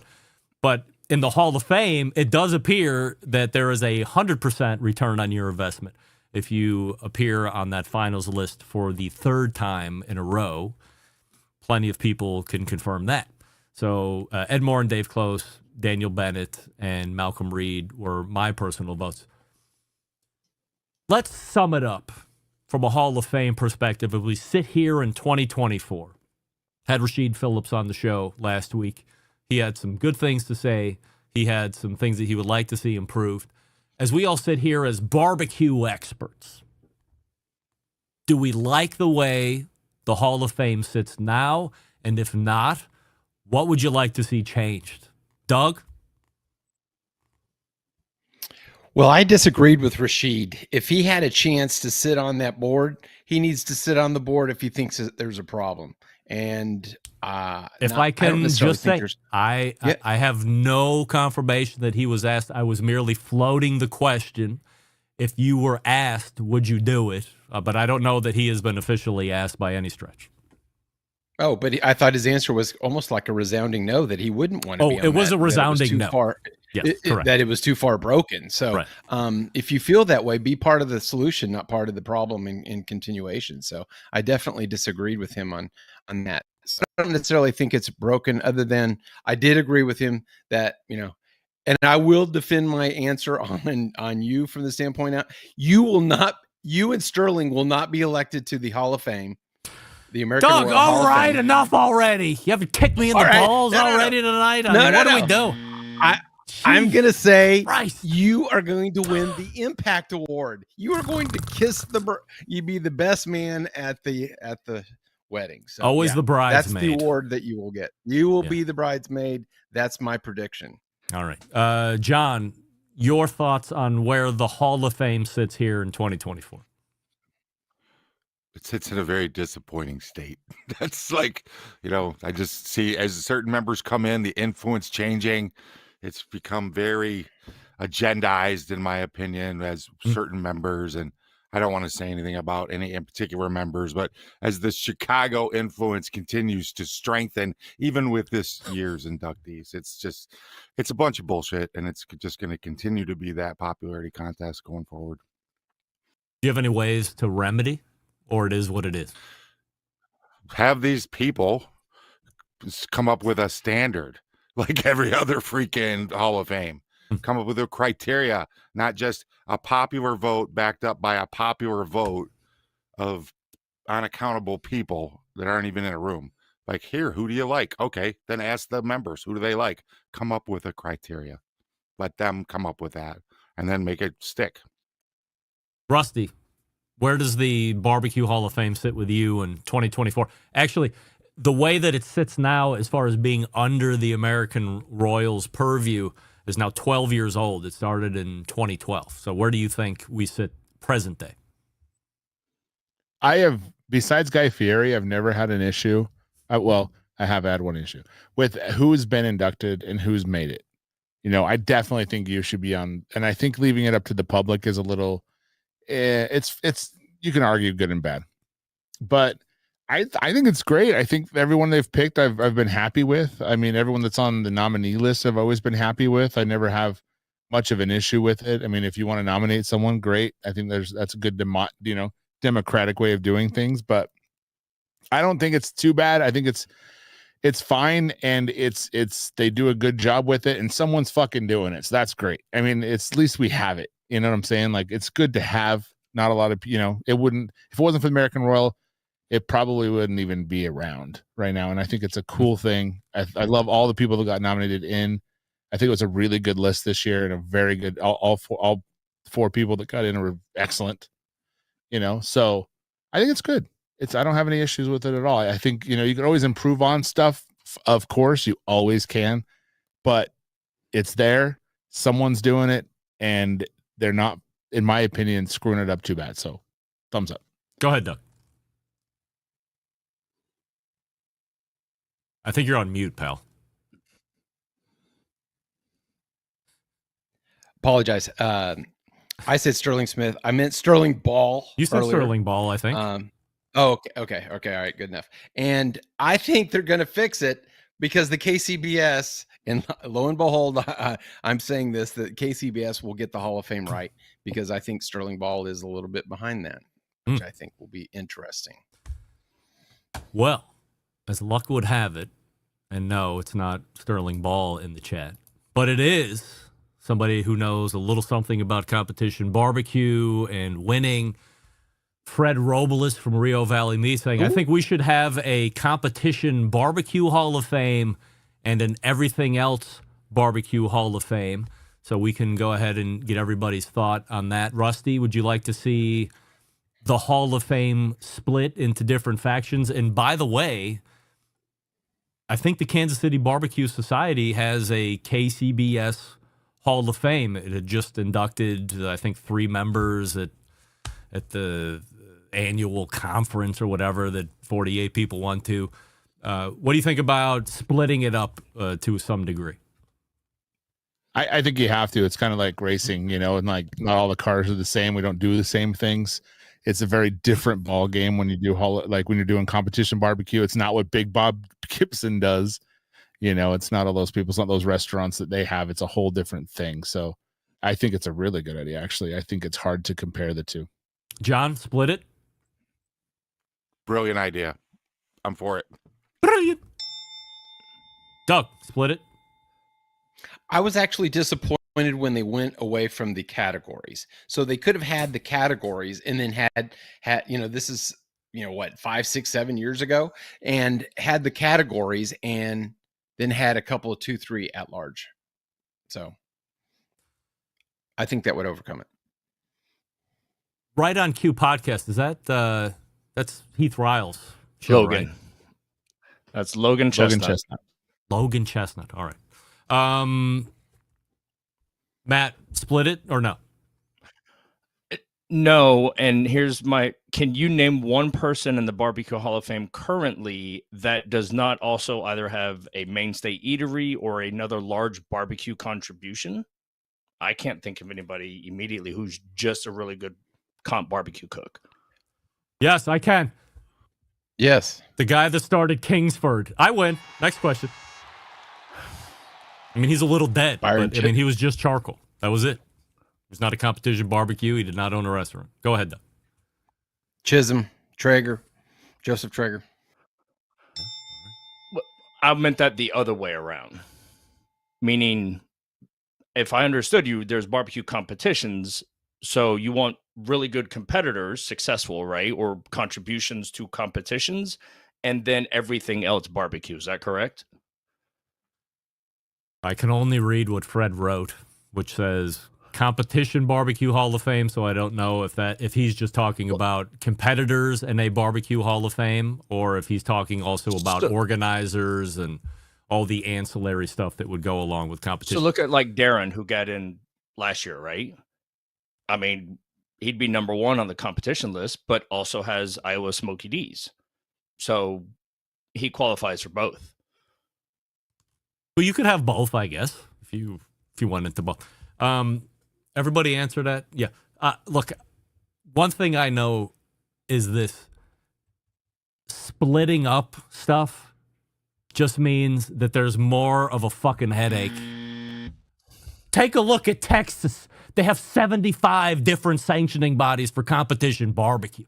Why can't they just merge into one? Yeah. And what's worse, they're proud of it because they're always proud of weird shit down in Texas. But you can't just keep factioning and factioning. At some point, you want to take what should be a pinnacle, let's call this the BBQ Hall of Fame, and then really sit down and have a vision for it. I happen to agree with John to a certain point on getting a standard. Now, I can't agree with Doug on getting rid of the categories because there may or may not be tape of me in successive years saying, get rid of the categories, and they eventually did that. But I don't know if I want to see that coming back, but I wouldn't mind seeing some type of standard set where you can then qualify. I don't have a problem with the public nominating names. That's fine because those names are then taken by an expert panel and then argued for. And that, now, whether you agree with that portion or not, certainly up for debate every year.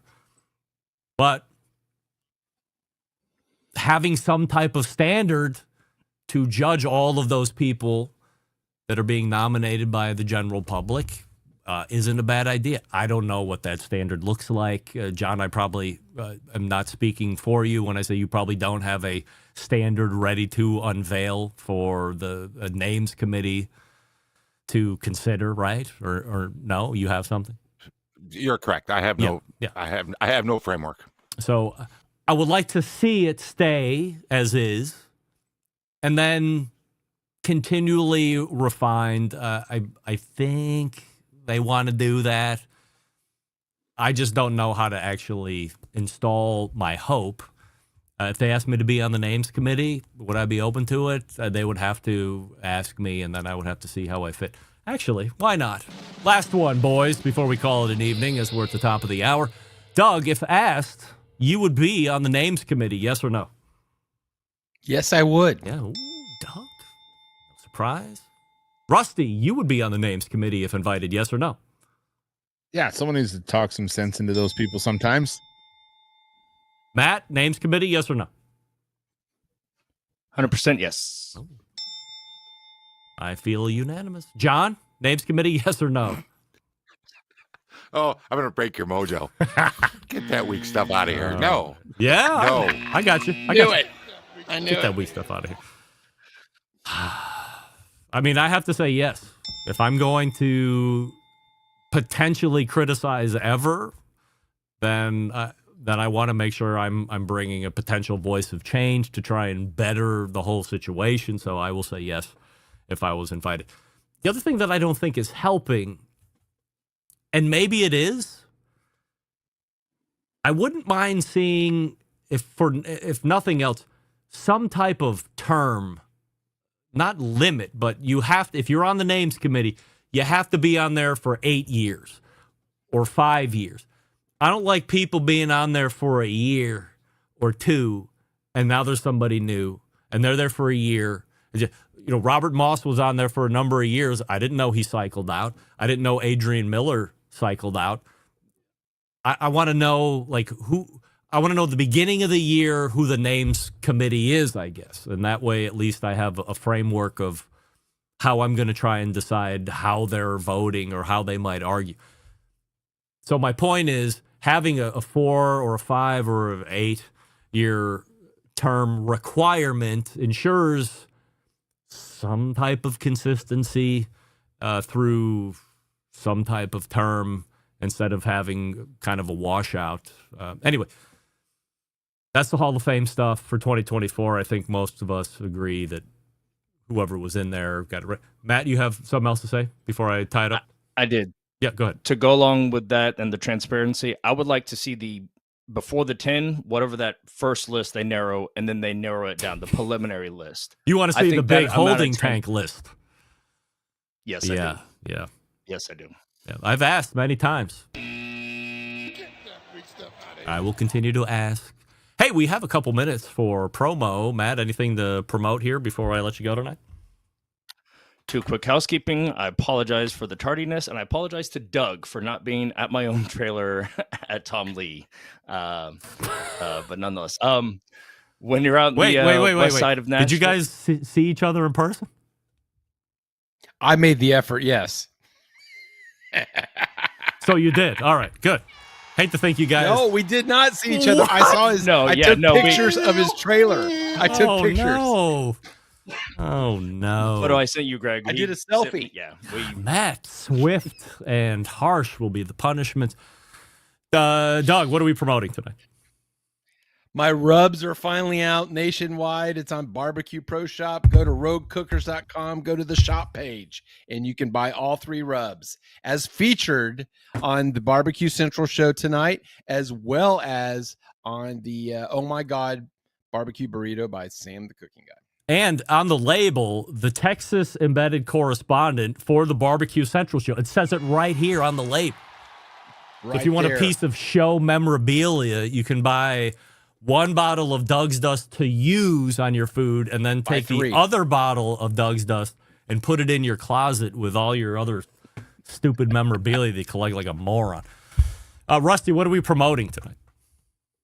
Well, we're going to be promoting the last episode ever I'm on, anyway, of the Pitmasters podcast coming out on Thursday. But down the road, actually, the Right on Cue podcast, I might be co-hosting that once at least before we meet again. So check that out.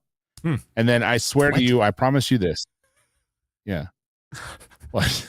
Rusty has quit a podcast, has a new podcast, might be co-hosting a different podcast. I mean, what the fuck are you doing, Rusty? Just for a slow minute, down. Just for an episode. I can get you as co-host on Baseball and Barbecue podcast. Come on.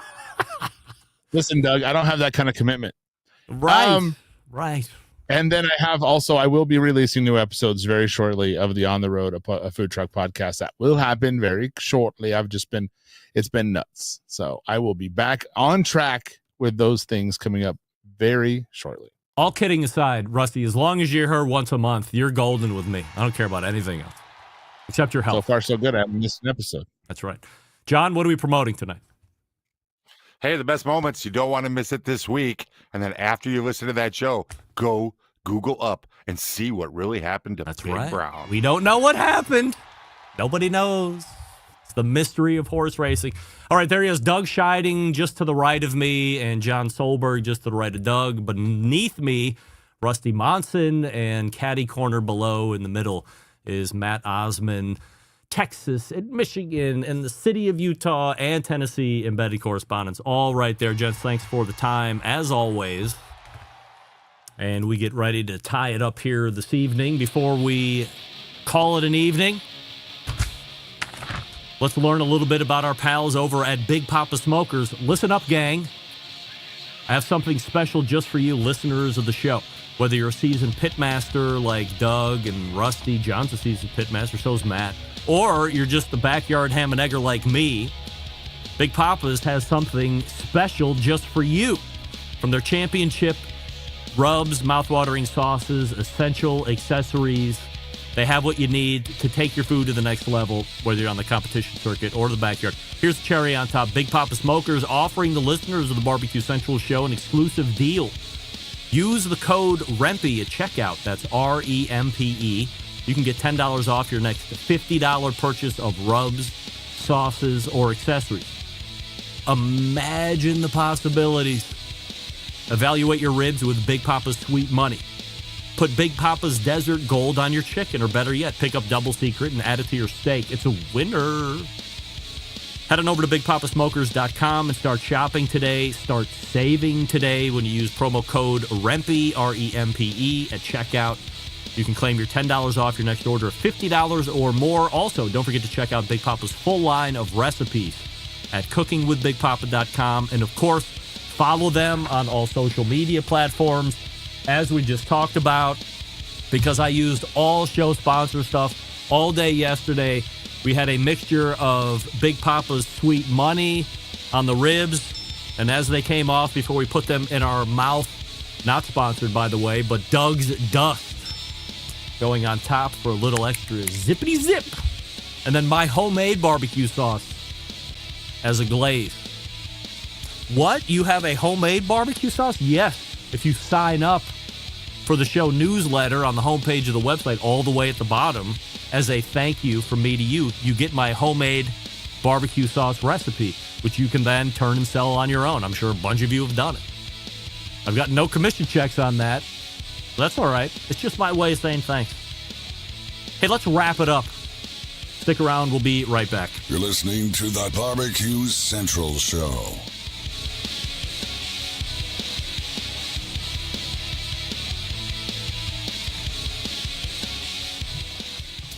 Let's get back to a guy who has more experience giving you his opinion than he actually has cooking.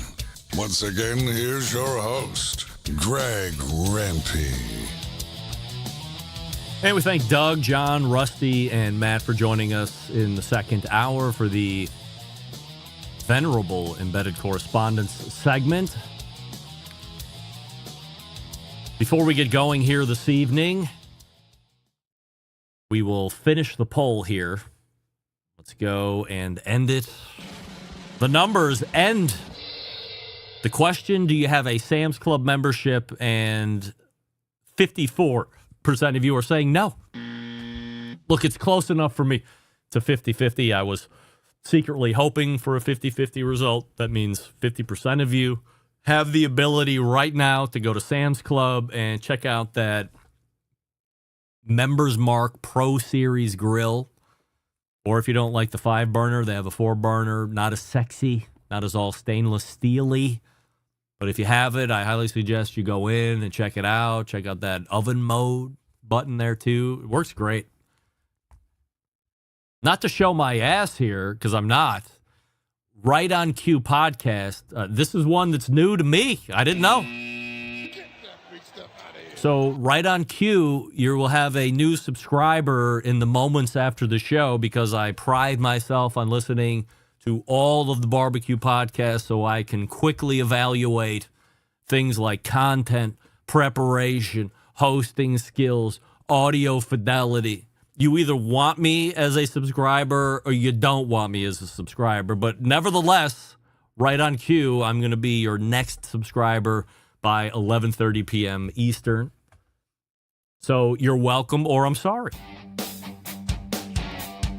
All the way back in the first hour, James Howe joined me for the first time of what will be at least 3 or 4 more times. Next time we might talk about what it's like to actually do private labeling. How do you contact James? What do you have to bring him? What does cost really look like? Or we might talk about brands that we know that he makes grills for. How about that? That would be great. You might be shocked. Or what about the pressure of taking manufacturing out of China recently? Where is it going to go? More importantly, is it going to come back to the United States? If you were listening in the first hour, gas grills made in China have only been around for the last 24 years. That hasn't been an ongoing thing. They were all made here in the States before they were shipped over east. Incredible information from James. And then after James, Andy Husbands made a reappearance on the show, which was great. Love Andy. SmokeShopBBQ.com. His website, second hour. It was all embedded correspondence all the time. Doug Scheiding from Texas, John Solberg from Michigan, Rusty Monson, great city of Utah, and Matt Osman, embedded correspondent from Tennessee. Remember, so it's not a surprise as you're listening to that this week, next week, no live shows. But on Wednesday, when you wake up, if you're a podcast listener only, there will be new content on Wednesday, over an hour with John Teasar. And then on Thursday, roughly an hour, maybe a little bit over, with Amos Golem, CEO of Chunk Foods. Both interviews are going to blow your mind. Nobody else is doing these kind of interviews, getting this type of top-tier talent and then really digging in. That noise you heard on audio podcast was me punching my fist like a man. All right, how do I always leave you? September 11th, 2001. I will never forget until the week after next Tuesday when we're back and Better Than Ever Live. How do I always leave you? September 11th, 2001. I will never forget. This is your program host and proud U.S. American, Greg Rempe. Good night now.